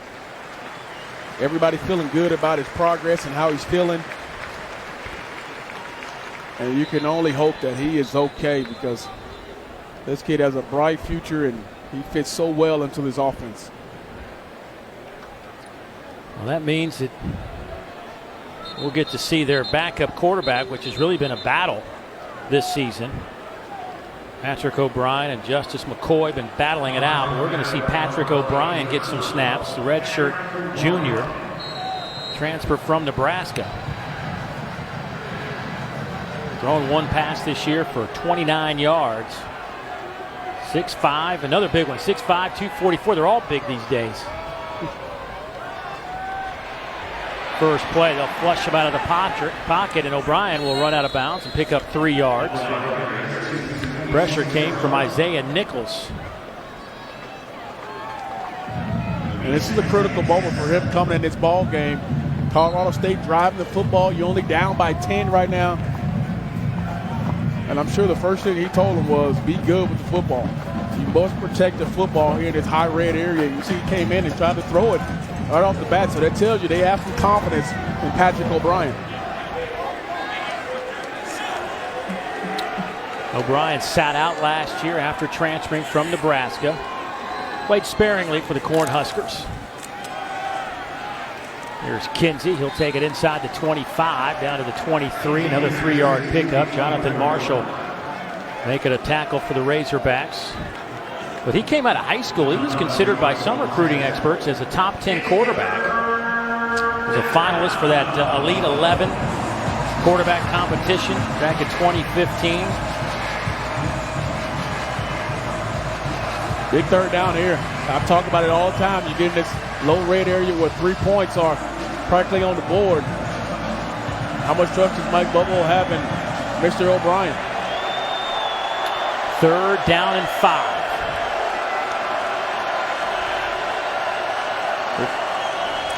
Bringing some heat. O'Brien's pass is caught. Down to the 15-yard line goes Trey McBride. They pick up 8 and move the chains. Just a great job of understanding you're picked up. They bring up extra blitzer off the left side, but he does a great job of finding the hole right in here. Trey McBride sits it down in that zone area, and O'Brien puts it on him for a big third down conversion.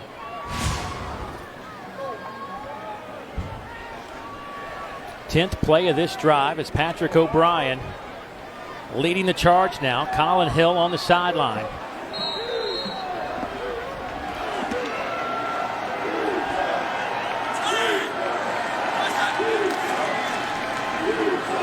Kinsey tries to hurdle a defender. That won't work. Fouché able to hold on, but a 9-yard pickup, and they're inside the 10, down to the 7. It's a great job of getting into a run play there.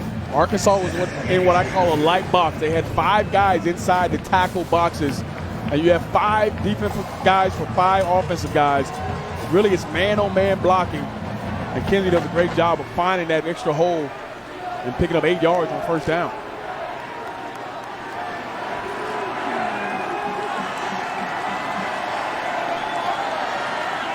They're going to go the big boy package, but they'll send Dante Wright in motion. Hand it off. Inside handoff goes to Thomas.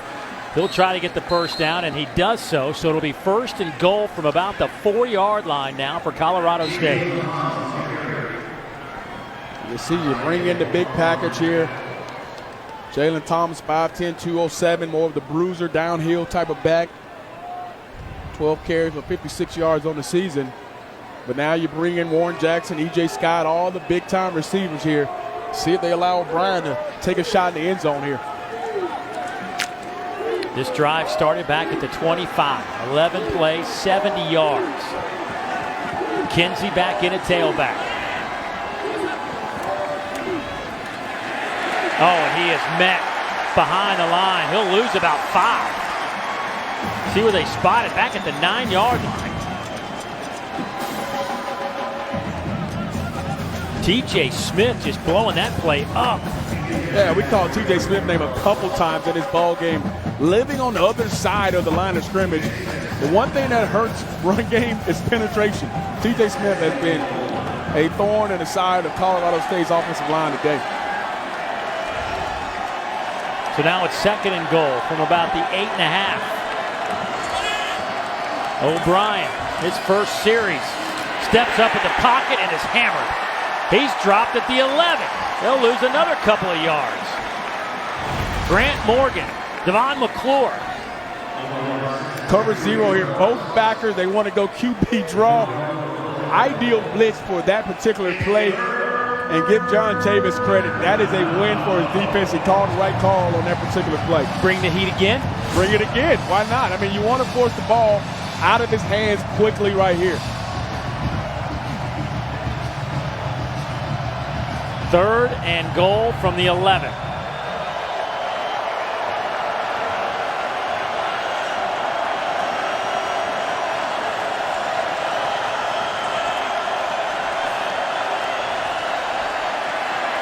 O'Brien comes near side. Pass is caught. That goes to E.J. Scott, but he'll be shy of the goal line. They'll actually spot him back closer to the 3.5-yard line. Here comes the kicking unit for Colorado State. You see Coach Bobo there. He was trying to get the timeout. I saw him trying to go get the timeout before that play started. But I'm sure he'll be fine with taking the 3 points here. Still a successful drive if you're Colorado State early here in the third quarter.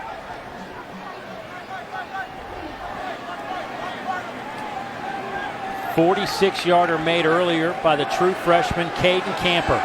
This from 21 near hash mark. He will split the uprights.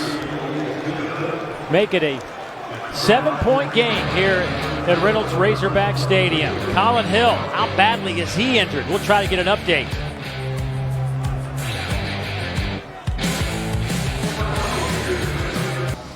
Well, an unfortunate scene here at Reynolds Razorback Stadium. Collin Hill with a limp toward the locker room. Left the game on a low hit, actually a couple plays after the low hit around the knee. And that young man, you could tell he wanted to gut it out, but something seriously wrong with him as he heads back into the tunnel. And Patrick O'Brien, though, took the reins the redshirt junior out of San Juan Capistrano, California, led him to a field goal to make it a 7-point game with 5:45 to go. Matter of fact, DJ, that was the longest drive we've had in the game. Most of these drives have been relatively quick. That was 7:22 off the clock, 15 plays, 72 yards. Methodical drive, had some short yardage situations they had to overcome. So another pooch kick, and with that, let's try to get more on the Collin Hill situation. Dawn, what's going on? Yeah, I don't have anything official from Colorado State, but I can tell you that while Collin Hill was in the tent, his parents made their way down to the sideline from up in the stands, and their conversation with the trainer, when the trainer saw them, came over and chatted with them, and both of them just shook their heads when they heard the news from the trainer. The trainer did say he took a direct hit to that left knee. His parents also following him into the locker room, but judging by reaction, this could be something serious for Collin Hill. Oh, man. Golly.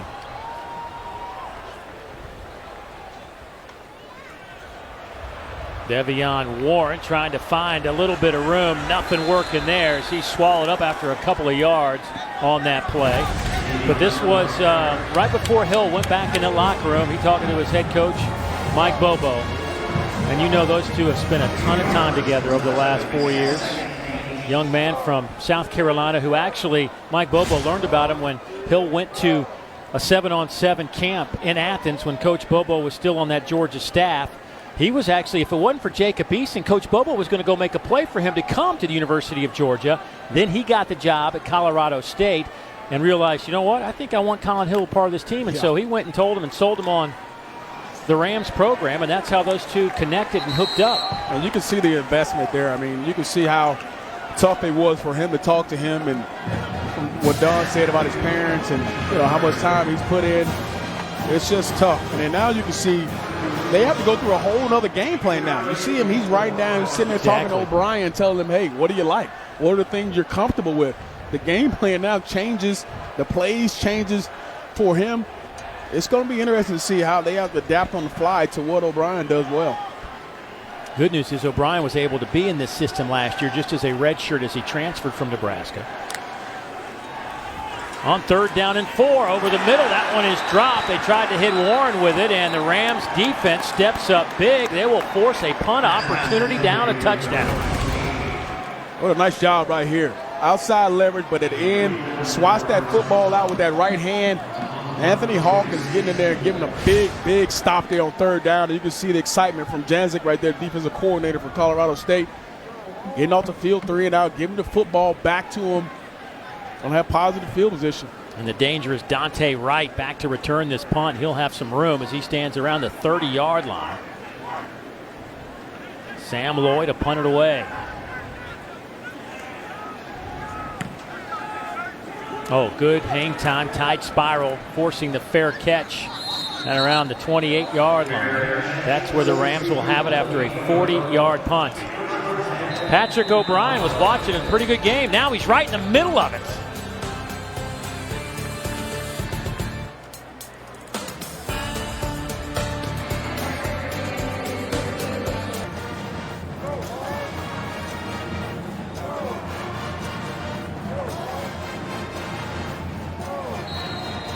Thanks, Dari. And, of course, quarterbacks, the story here as well. Mike Bobo, a former quarterback himself at the University of Georgia, now working with his backup, Patrick O'Brien.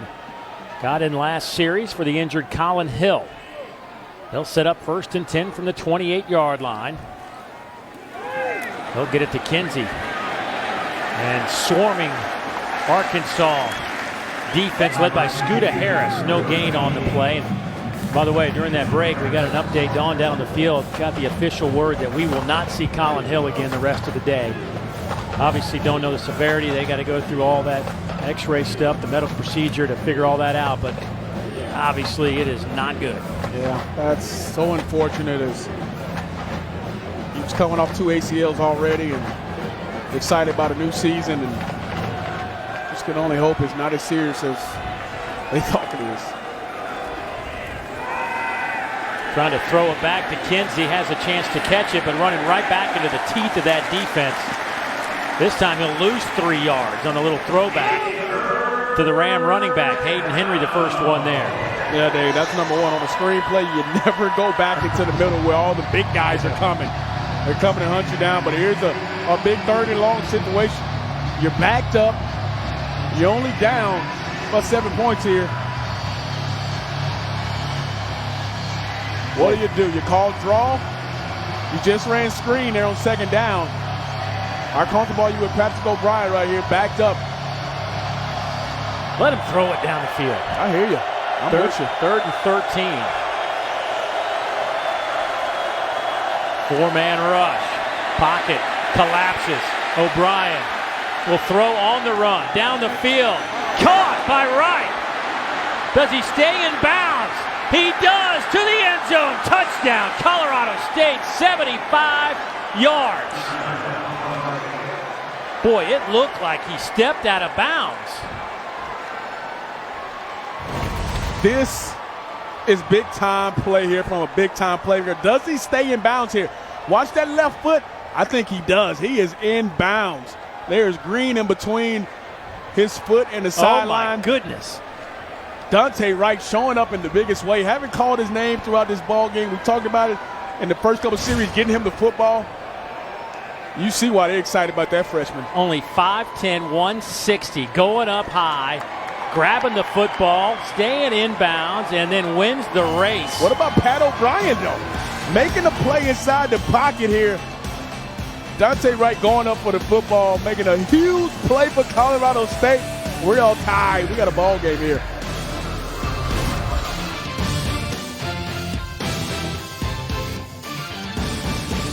His short collegiate career, the true freshman out of Navarre, Florida, originally committed to Tulane. They made a coaching change. They decided, hey, you can play a little defense for us. And he's like, no. I want no parts of that. Yeah, so Colorado State, which had been on him a little bit, said, you can come over here and play some offense. And all he's done is score 5 touchdowns in the first 2.5 games of his career and just picked up a huge touchdown reception from their backup quarterback, Patrick O'Brien. That one went 75 yards. O'Brien, by the way, 4 of 4, 88 yards and a touchdown. Talking about being an impact player. Yeah, Arkansas had him corralled there in the first half, but it was only a matter of time before he got loose. How did he get loose? Well, you're going to see Dante Wright is way over here. His quarterback is going to be scrambling around, and he just works all the way across the field as his quarterback, Patrick O'Brien, makes a couple guys miss inside the pocket. But look at the eyes here. He stays downhill, and then Patrick O'Brien puts him up to bat. And the 5'10", Dante Wright goes up and makes a spectacular play and finish it for a huge play for Colorado State. And he's got speed. We talked about the 10-7, 100-yard, 100-meter dash this guy runs. Rakeem Boyd breaking a couple of tackles. He'll pick up 6. Dante Wright in high school set their school record at 28 TDs in a junior year. How about this? His junior year of high school, he had 39 catches. 15 of those 39 receptions were touchdowns. Yeah. You just want to get him in space. That's what it's all about. Ellison Hubbard throwing Boyd to the turf. Gain of only 4. Boy, they realized a couple practices into the fall camp that they had something with Dante Wright. We were talking to Mike Bobo about it. It didn't take him long to figure out this guy is going to be involved. And most freshmen, it takes them a little while to get going or learn the system. Say, no, this kid coming, and he learned it really quickly. This guy's a pre-med student studying biology. And doesn't talk to anybody. And doesn't talk to anybody. They said he's super quiet. Boyd on the handoff, trying to get to the 35, and they're going to spot him a little bit shy of. I don't think he got it. 1:12 clock's moving here, close to 1:10. I mean, what do you think? 4th down and inches. If you're Chad Morris, what do? You got to, if it's 4th down in your own territory, you got to punt the football.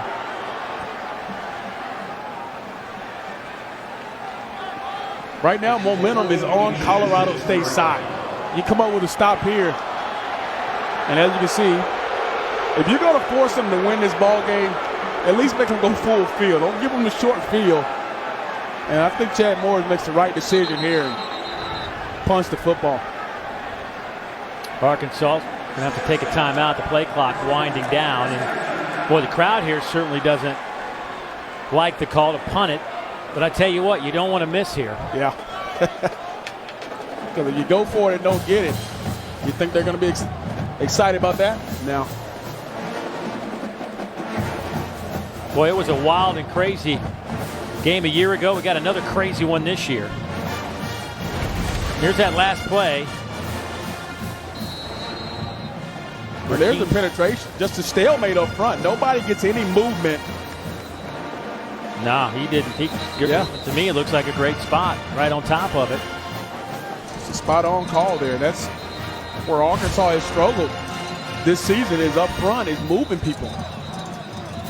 The physicality up front hasn't been there at all times. In short yardage, it's man on man. Can you move your guy another yard? Colorado State won that. Well, now he decides to bring the offense back out. This has got to be your best fourth down call right here. You got man coverage on the outside. He tried to get him to jump. No, Stark was going to keep it, and a flag is down on the near sideline. Did Ricky Stromberg pop up? It looked like there might have been a little bit of movement inside. False start, right guard, offense. 5-yard penalty, still fourth down. Number 51. Stromberg is right here, your right guard. There you go. You see the butt just pop up just a little bit, trying to fire up the football there.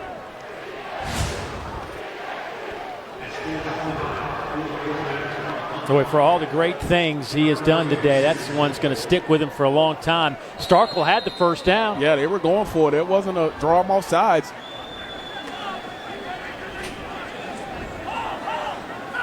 Dante Wright back to return this punt from Sam Loy.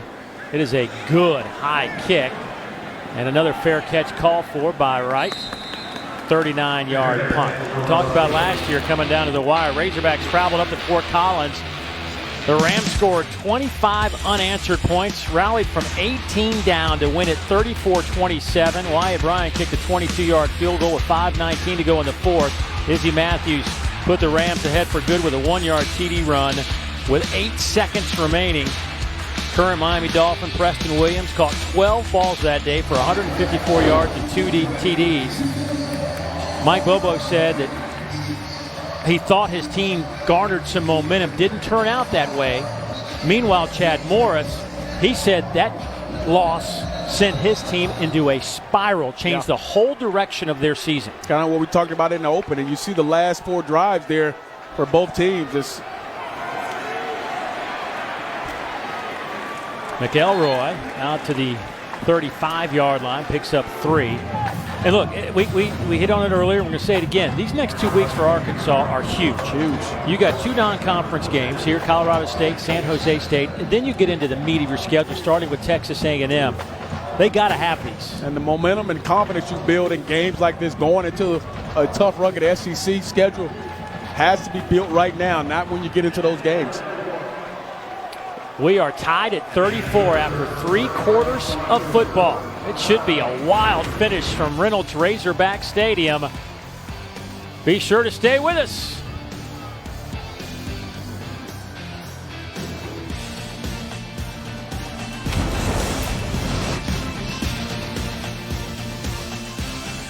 NFL Prime Time is back on Sunday nights, airing exclusively on ESPN Plus at 7:30 p.m. Eastern all season long. Boomer and Tom back at it, bringing us some highlights on ESPN Plus. Cannot wait for that one to get cranked up. Here's Marvin Kinsey, breaks a tackle.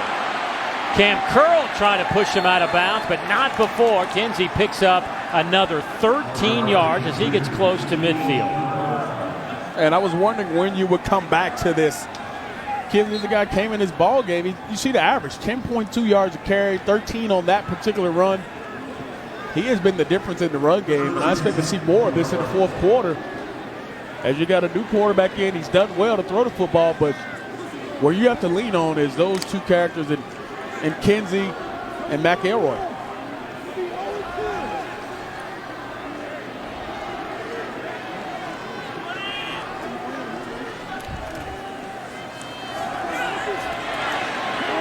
McElroy inside Arkansas territory. He'll pick up 3. And here comes Collin Hill back on the field after getting out of his football uniform in the sweats. And again, just hope that it's nothing too serious after they get the x-rays and the MRIs taken care of. And Dave, I'll be honest, I had an injury like this in my last year and thought it was serious and went back, and I just missed 2 weeks with a little MCL sprain. So hopefully it's to that degree and not to the degree that keeps him out for a long time. O'Brien throws back shoulder, pass is caught. Nice grab from Warren Jackson right in front of Jarquez McClelly, and a pickup of 12. The ball placement on this is perfect. Look at, he kind of squeezed him to the sideline, but again, McClellan never looks back for the football. And Warren does a good job of going up with that big 6'6" frame and snatching out of the air and getting that foot down for a big conversion. Boy, coaches talk about his big catch radius. That's a prime example of that. Look at that right foot, getting it down. It's a great job of concentration.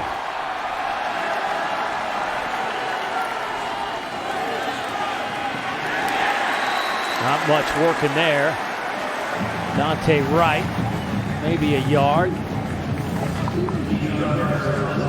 This is where your leaders have to step up. Scooter Harris taking a big tackle there. Missed the tackle previously a couple plays ago on Kinsey. But guys like Scooter Harris and McTelvin Agam have to be playmakers for you on defense, as Colorado State pretty much has everything at their disposal at the moment. So 2nd down and 9.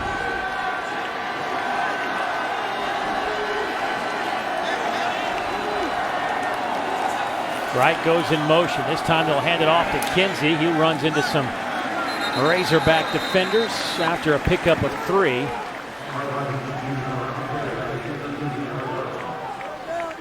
That'll bring up a 3rd down coming up. Well, you just wonder what's going through his mind. It's Mike Bobo. You know what's going through his mind. What's the next best play I got? That's all he can think about right now. Is calling the right play. And this goes back to game plan. What does Patrick O'Brien feel good about here on 3rd down? You want to get him in the best possible situation or play that he feels most comfortable in throwing.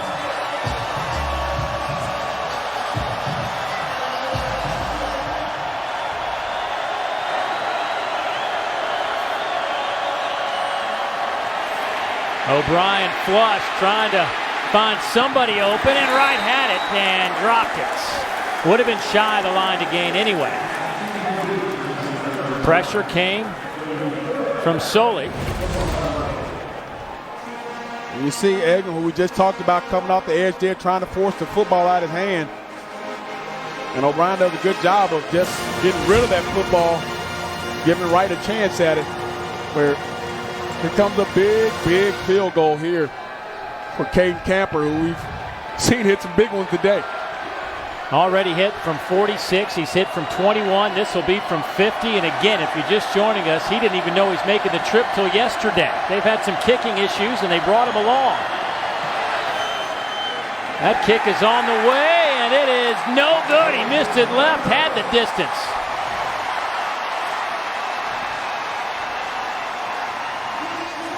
The Hogs get the stop.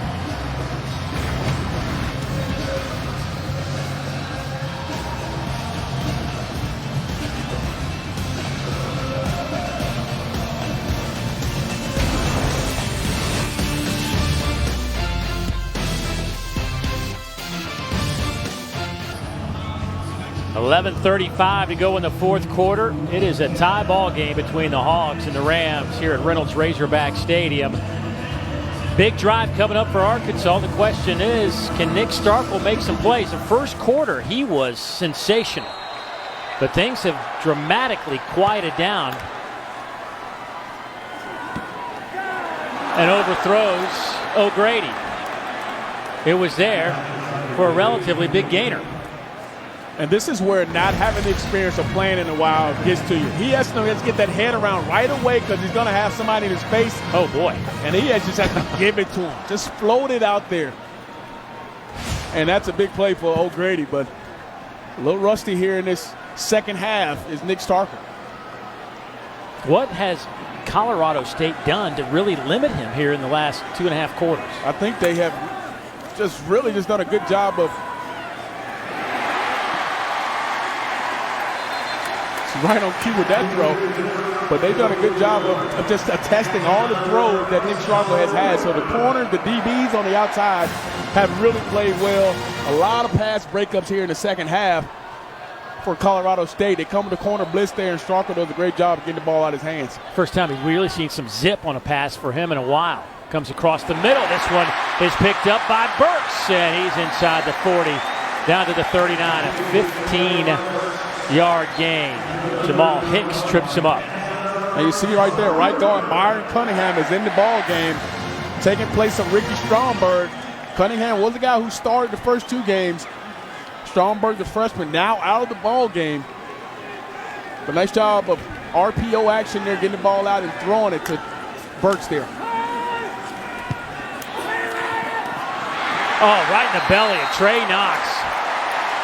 It was on him right as he turned the corner. Gain of 20. Talk about the ability to let this ball go. 1-2, balls out of his hand, and that's a dime shot there with Trey Knox on the outside, and he does such a great job of adjusting to the football. Now they'll run it with Boyd right up the middle, and he'll get it inside the 15-yard line. Boy, a couple of nice throws by Starkel, opens things up a little bit. It's almost like somebody on the sideline said, Nick, where have you been? Yeah, let's go. Get back in this thing. You got to make some plays. 3 out of 4 on this drive.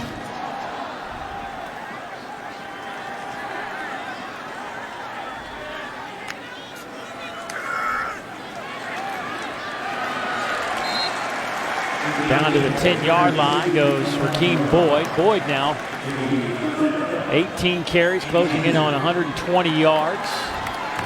You see the change up on defense after a couple plays where you play a lot of zone coverage.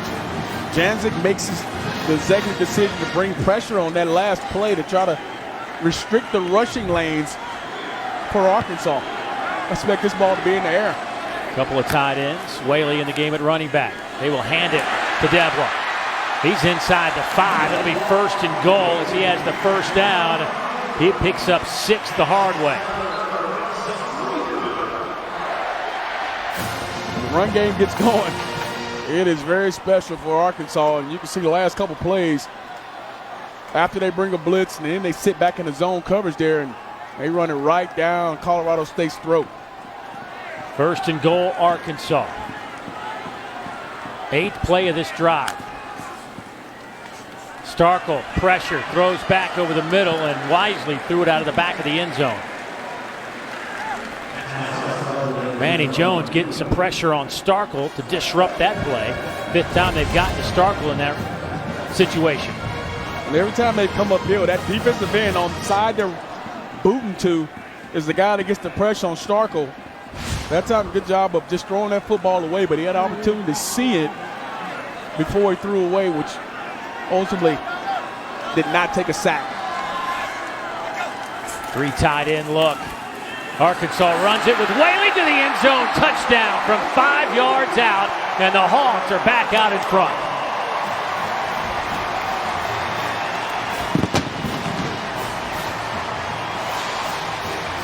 Just what Arkansas needed, their quarterback to step up and make some throws down the field. And then you come back with the 2-headed monster, Rakeem Boyd and Devwah Whaley. Tough, hard, physical runs there as they got close to the red zone. And Whaley punching it in. And Arkansas taking the lead. Limpert makes it a 7-point game. 8:52 to play. Arkansas 41, Colorado State 34. Devwah Whaley's been fumbling the football of late. Coach said he needed some confidence. I think he's got it.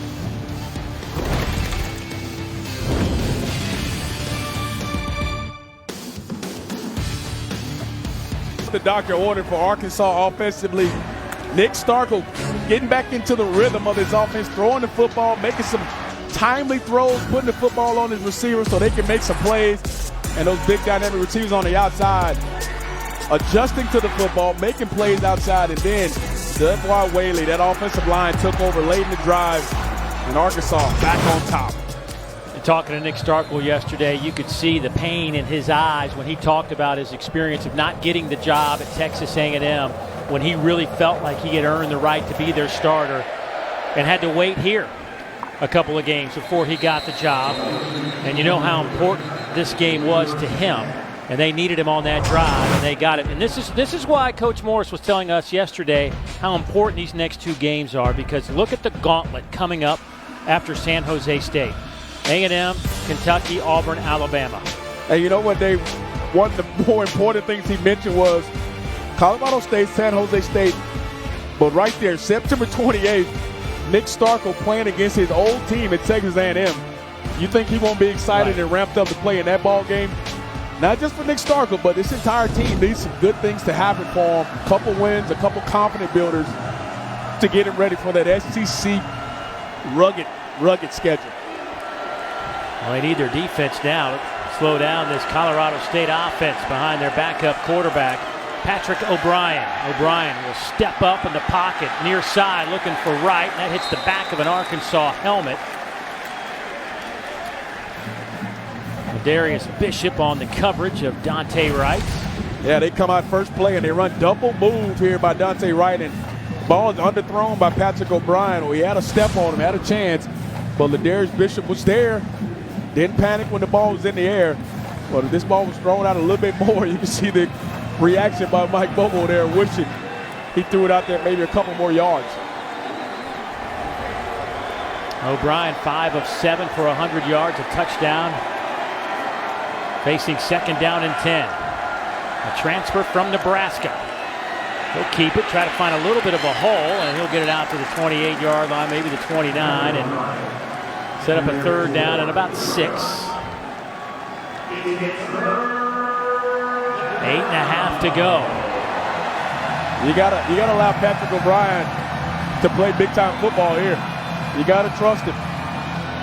8 minutes to go in this ball game. The way Arkansas moved the football last drive, this has to be a conversion. What is the best third down play Mike Bobo has in his playbook right now? A nickel package defensively for Arkansas. Looks like they're going to bring some heat. See if they fall back, or do they come with the pressure?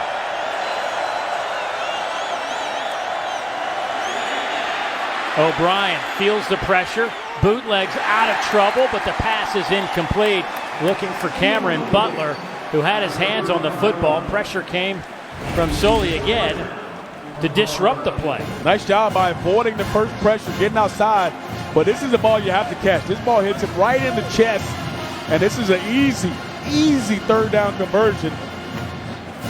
And that hurts if you're Colorado State, not converting there when you had the opportunity.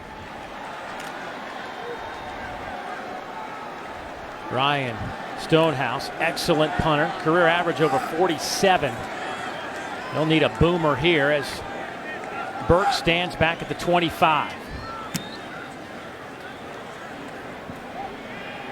That kick will hit around the 27 and bounce out of bounds. 7:42 to go. Arkansas up a touchdown.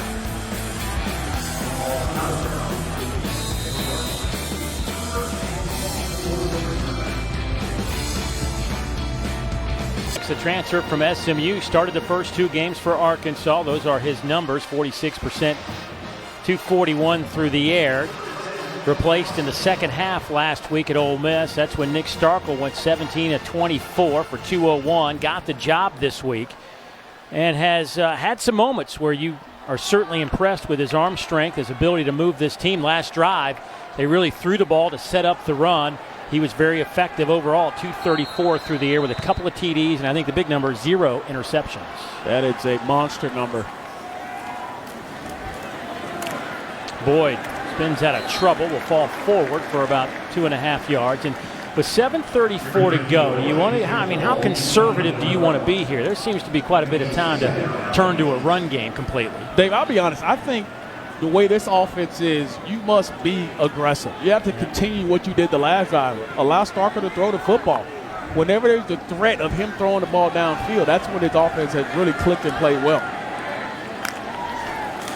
Second down, they will ask him to throw. Pass is caught right at the line to gain by Trey Knox. Pickup of 9 for Trey Knox. That's his 6th catch of the day. And here's what you like. This ball is the back foot and the ball's out. As soon as he turns around, the ball's on him in a nice spot too. Inside because the defensive back is outside. Big receiver like that shields the defender. The rhythm that Starkel's been on the last 2 drives is pretty special. Trey Knox was an early enrollee, had a chance to run through spring practice with these guys. Considered a top 5 player coming out of the state of Tennessee. They'll hand it off to Boyd, trying to find some room. He gets stuffed at about the 38-yard line by Logan Stewart and Cameron Carter. Gain of about 1.5 yards. I don't mind the play call on first down, keeping Colorado State honest by running the football. And we know with Boyd's speed, his ability to make guys miss, he's only one guy away from taking it the distance. 2nd down and 9.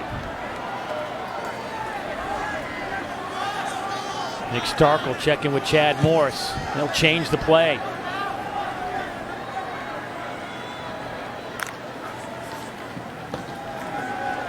Lofts it up, has O'Grady. 1st down, inside the 40. He's still on his feet. Down to the 30. Are you kidding me? He's going to take it to the end zone. What a job by Cheyenne O'Grady. 62 yards. Man.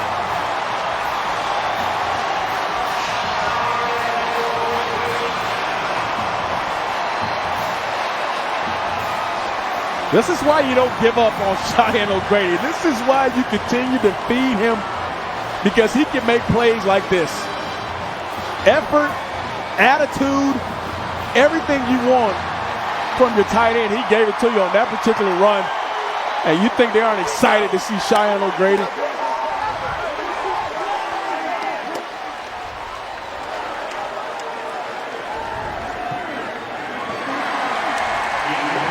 Point after is up and good. It is now 48-34. Cheyenne O'Grady's been sick this week. We didn't know how much he would play today, but they are glad he suited up. That one is for the highlight reel for sure. You talk about Nick Starkel here, going through the process of, do I like a good play? Am I in a bad play? You see Colorado State moving around on defense, and you see him go up. Now he's changing the play. Look at the box here. You have 7 guys inside the box here. That's not conducive for running the football. You got one-on-one on the outside, press coverage all the way across the board, and you find your tight end Cheyenne O'Grady versus a linebacker who does not want to be in space. And all this is want to right here. He's got 5, 6 Colorado State players around him trying to bring him down, and the effort and attitude for him to get through all these different tackles here. Dave, you said it right. Oh my God. Nobody could bring down Cheyenne O'Grady here. What a big play for Arkansas. Starkel loving it. That'll take him up over 300 yards. 3 touchdowns today. Cheyenne O'Grady, 3 catches, 74 yards. And that remarkable touchdown, catch and run. Tell you what, it has been a up and down career here. Off the field, maybe some things you'd want to change around a little bit, but when it comes to making a play, Cheyenne has been there. I mean, that's why sometimes it's hard when you have such a really good player and they're doing things off the field to hurt themselves, because you can see the potential in these kids when they get on the field. And you want to just steer them in the right direction, and Chad Morris has hung strong with his big-time tight end, Cheyenne O'Grady, and he just repaid this Arkansas team with a big-time play. He led the team last year with 30 catches, and all of those receptions came in the final 8 games. Colorado State's going to have to take a timeout.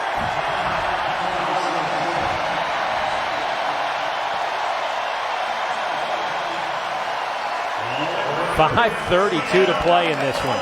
Dave, I don't know about you, but coming into this stadium today, I did not see Arkansas putting up 48 points. This is a new-look team, a new-look offense, and they have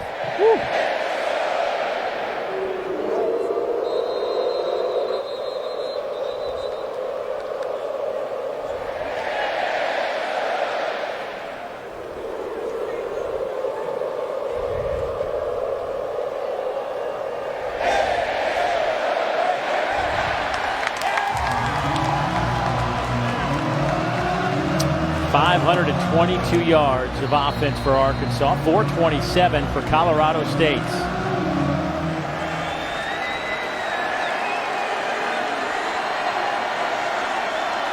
Patrick O'Brien in relief of Collin Hill, who left injured in the third quarter after taking a shot to his knee. Gain of 7. That one goes to Butler. Arkansas defensively now it's all about keeping everything in front of you. You can't allow a big strike or big play here to get the football for Colorado State and make a big play. Kinsey with a career high rushing the football, picks up 5 more. Kinsey now with 181 yards on 19 carries, averaging 9.5 yards per carry. Scooter Harris with another tackle. That's 11 for their middle linebacker. Loss of a yard. There's Scooter again. You know, we were talking to Coach John Chavis, the defensive coordinator, about Scooter. When you look at his numbers, right, he had 118 tackles last year. He had over 100 2 years ago. But he came into this one and he'd only had 9 total tackles. We were saying, you know, is there something going on with Scooter? And he looked at us, no. He's good. No, he's good. We're good with Scooter. And we can see why. Yeah. He's all over the place today.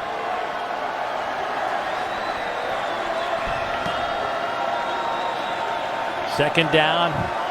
Let's call it 12. Pressure comes. O'Brien is sacked inside the 25. Gabe Richardson.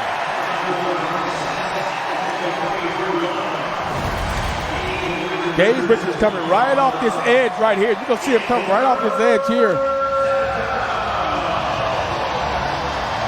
And makes a huge play coming through that gap right here. They picked it up really well on the outside. He was unblocked. Guy on the edge takes the tackle away, and Gabe comes right, screaming right through for the sack. Well, now it's 3rd and forever. Back at the 26-yard line. They got to get it out to the 47. They'll dump it off underneath to Kinsey, and he has fumbled the football. It is scooped up by Ladarius Bishop. Touchdown, Arkansas. You can call the Hogs now. The Hogs are definitely being called now.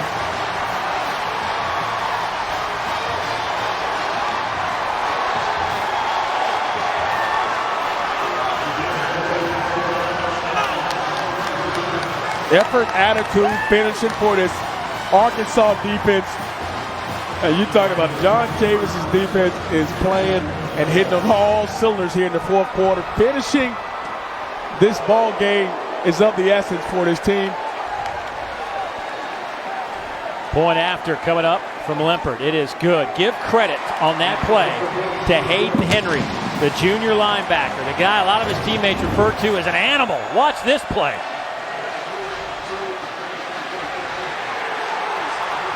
And then Bishop says thank you very much.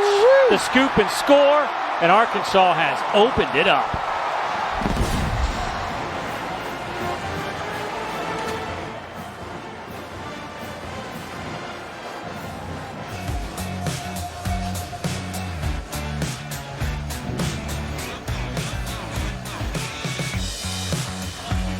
Exhibition. That's right. Over 20 sculptures are displayed around town here in Fayetteville this weekend. The exhibition started as a fundraising and awareness effort led by the Ozark Literacy Council, a nonprofit organization dedicated to providing basic literacy and language instruction for area residents. Pigs are painted by local artists, sponsored by local businesses, then placed somewhere in town. Actually, they're placed all over town. They're everywhere. Everywhere.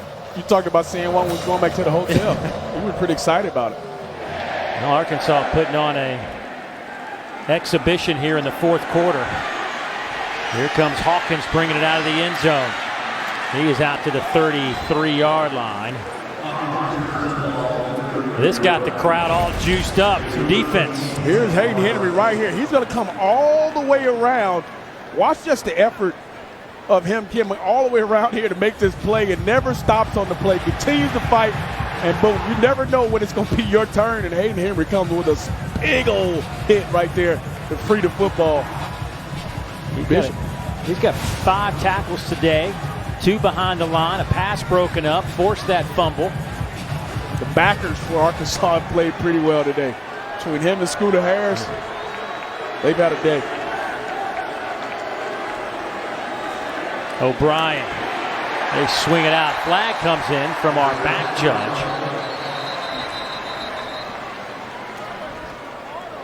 True freshman Greg Brooks. Well, they are high on this young man.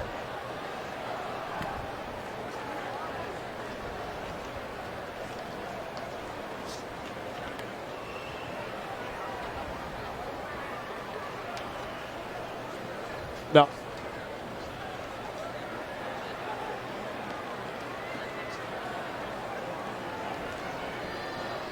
Mark Curl's our referee.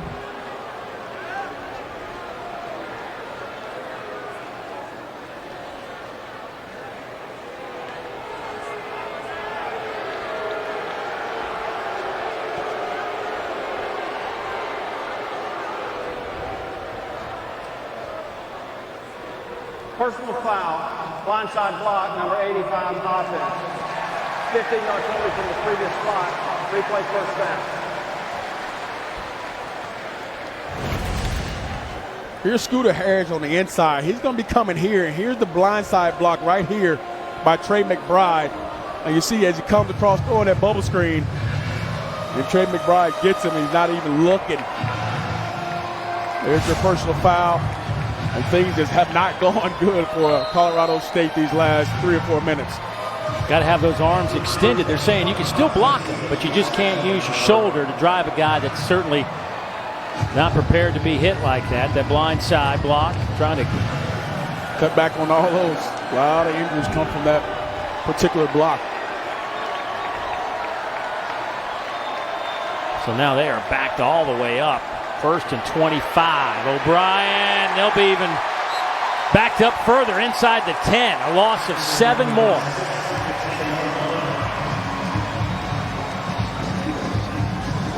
Boucher putting the pressure along with TJ Smith, who gets credit for the sack. Yeah, Boucher is the reason why he had to step up and buy a little time, and TJ Smith does a good job of beating his one-on-one matchup. But Fouché absolutely calls the sack.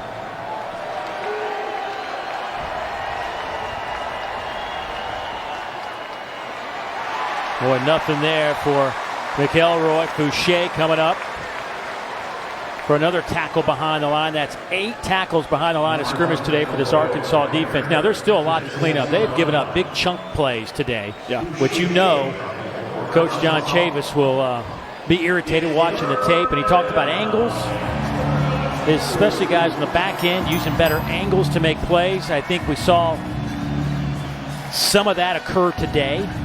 And one thing they're not going to be excited about either when they watch the film is the yards they give it up in the run game.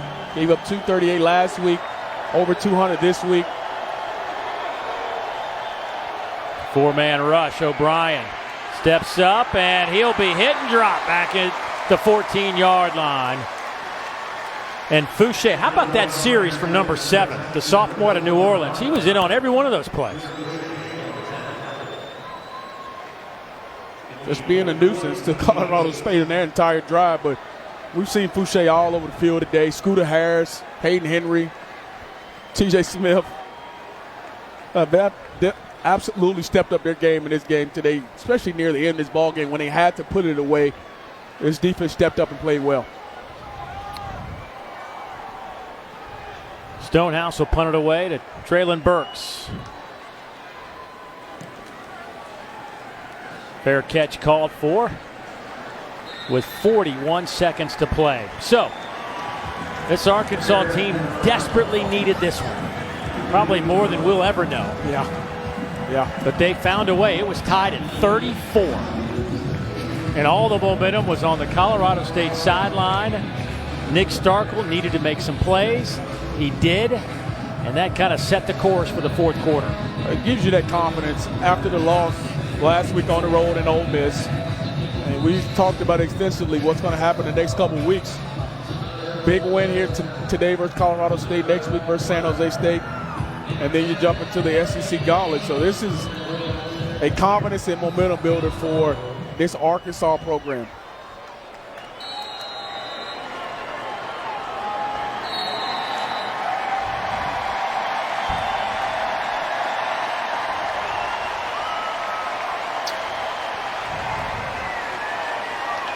So Nick Starkel won't have to take another snap. Arkansas will pick up the win. They put 55 on the board.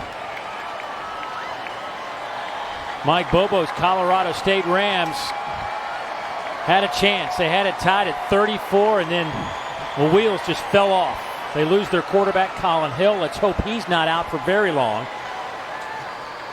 Two guys that have gone against each other. And Coach Morris was at Clemson. Coach Bobo was at the University of Georgia.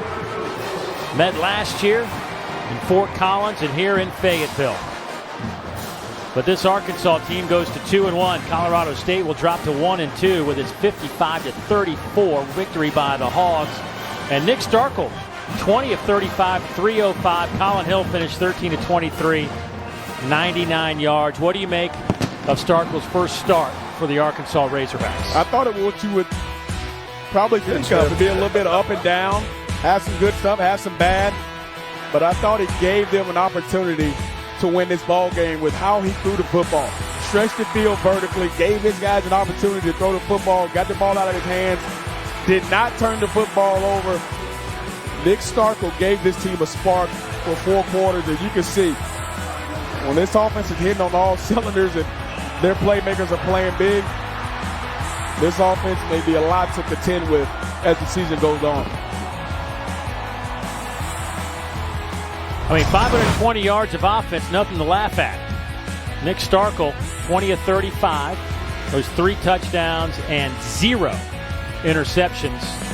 And I mean, they always talk about quarterbacks and game 1 to game 2 for him. Yep. I know he's played a little bit here in the first couple of games, but this was his show. I'm anxious to see how he plays next week against San Jose State. Speaking of Mr. Starkel, Don Davenport has corralled him. Let's go down to the field. Here in your first start, how did this one feel? It felt good to get the win, but obviously we left a lot of points out on there on the board. Some throws I wish I had back, definitely some plays that, we easily could have made. And, I'm upset about that, and we're going to correct that tomorrow and keep going. You finished with 305 yards in the air. What did you see from those young wide receivers? You said coming in, you knew you had to keep it simple for them, but what did you see from them in this one? They just got to drive. I mean, they want to compete. They want to compete, and they're always coming up to me saying, hey, give me the ball, give me the ball. And I love to hear that as a quarterback because that means they're winning their one-on-one matchups, they're winning their routes, and they're seeing it good. And so, they did a great job today. I'm very, very proud of them. Fourth quarter for you, what was going through your mind? Big touchdown to kind of finish it off. What went through your mind in that fourth quarter? It was just finish. Every play we got to finish. And, I stressed the O-line, keep doing what they were doing. We're going to run the ball, and we're going to get those pass looks, and we're going to throw it. So that was really game plan, and we knew that. Congratulations, Nick. I'll let you go celebrate. Thank you. Those 2 young guys, Knox and Burks, combined for 10 catches, 182 yards. And, of course, a huge day right there by Rakeem Boyd, 20 for 122. This is an offense, when they get it going, they can certainly look impressive. And they were impressive in the fourth quarter, to say the least, as they win it 55-34 over Colorado State. Up next, it's San Jose State right here in Fayetteville on an SEC Saturday night a week from today. Arkansas 2-1, Colorado State 1-2. Coming up next, right here on the SEC Network, we'll get you out to Baton Rouge. 4th-ranked LSU hosting Northwestern State. So for DJ Dawn, I'm Dave Neal. Good night from Fayetteville.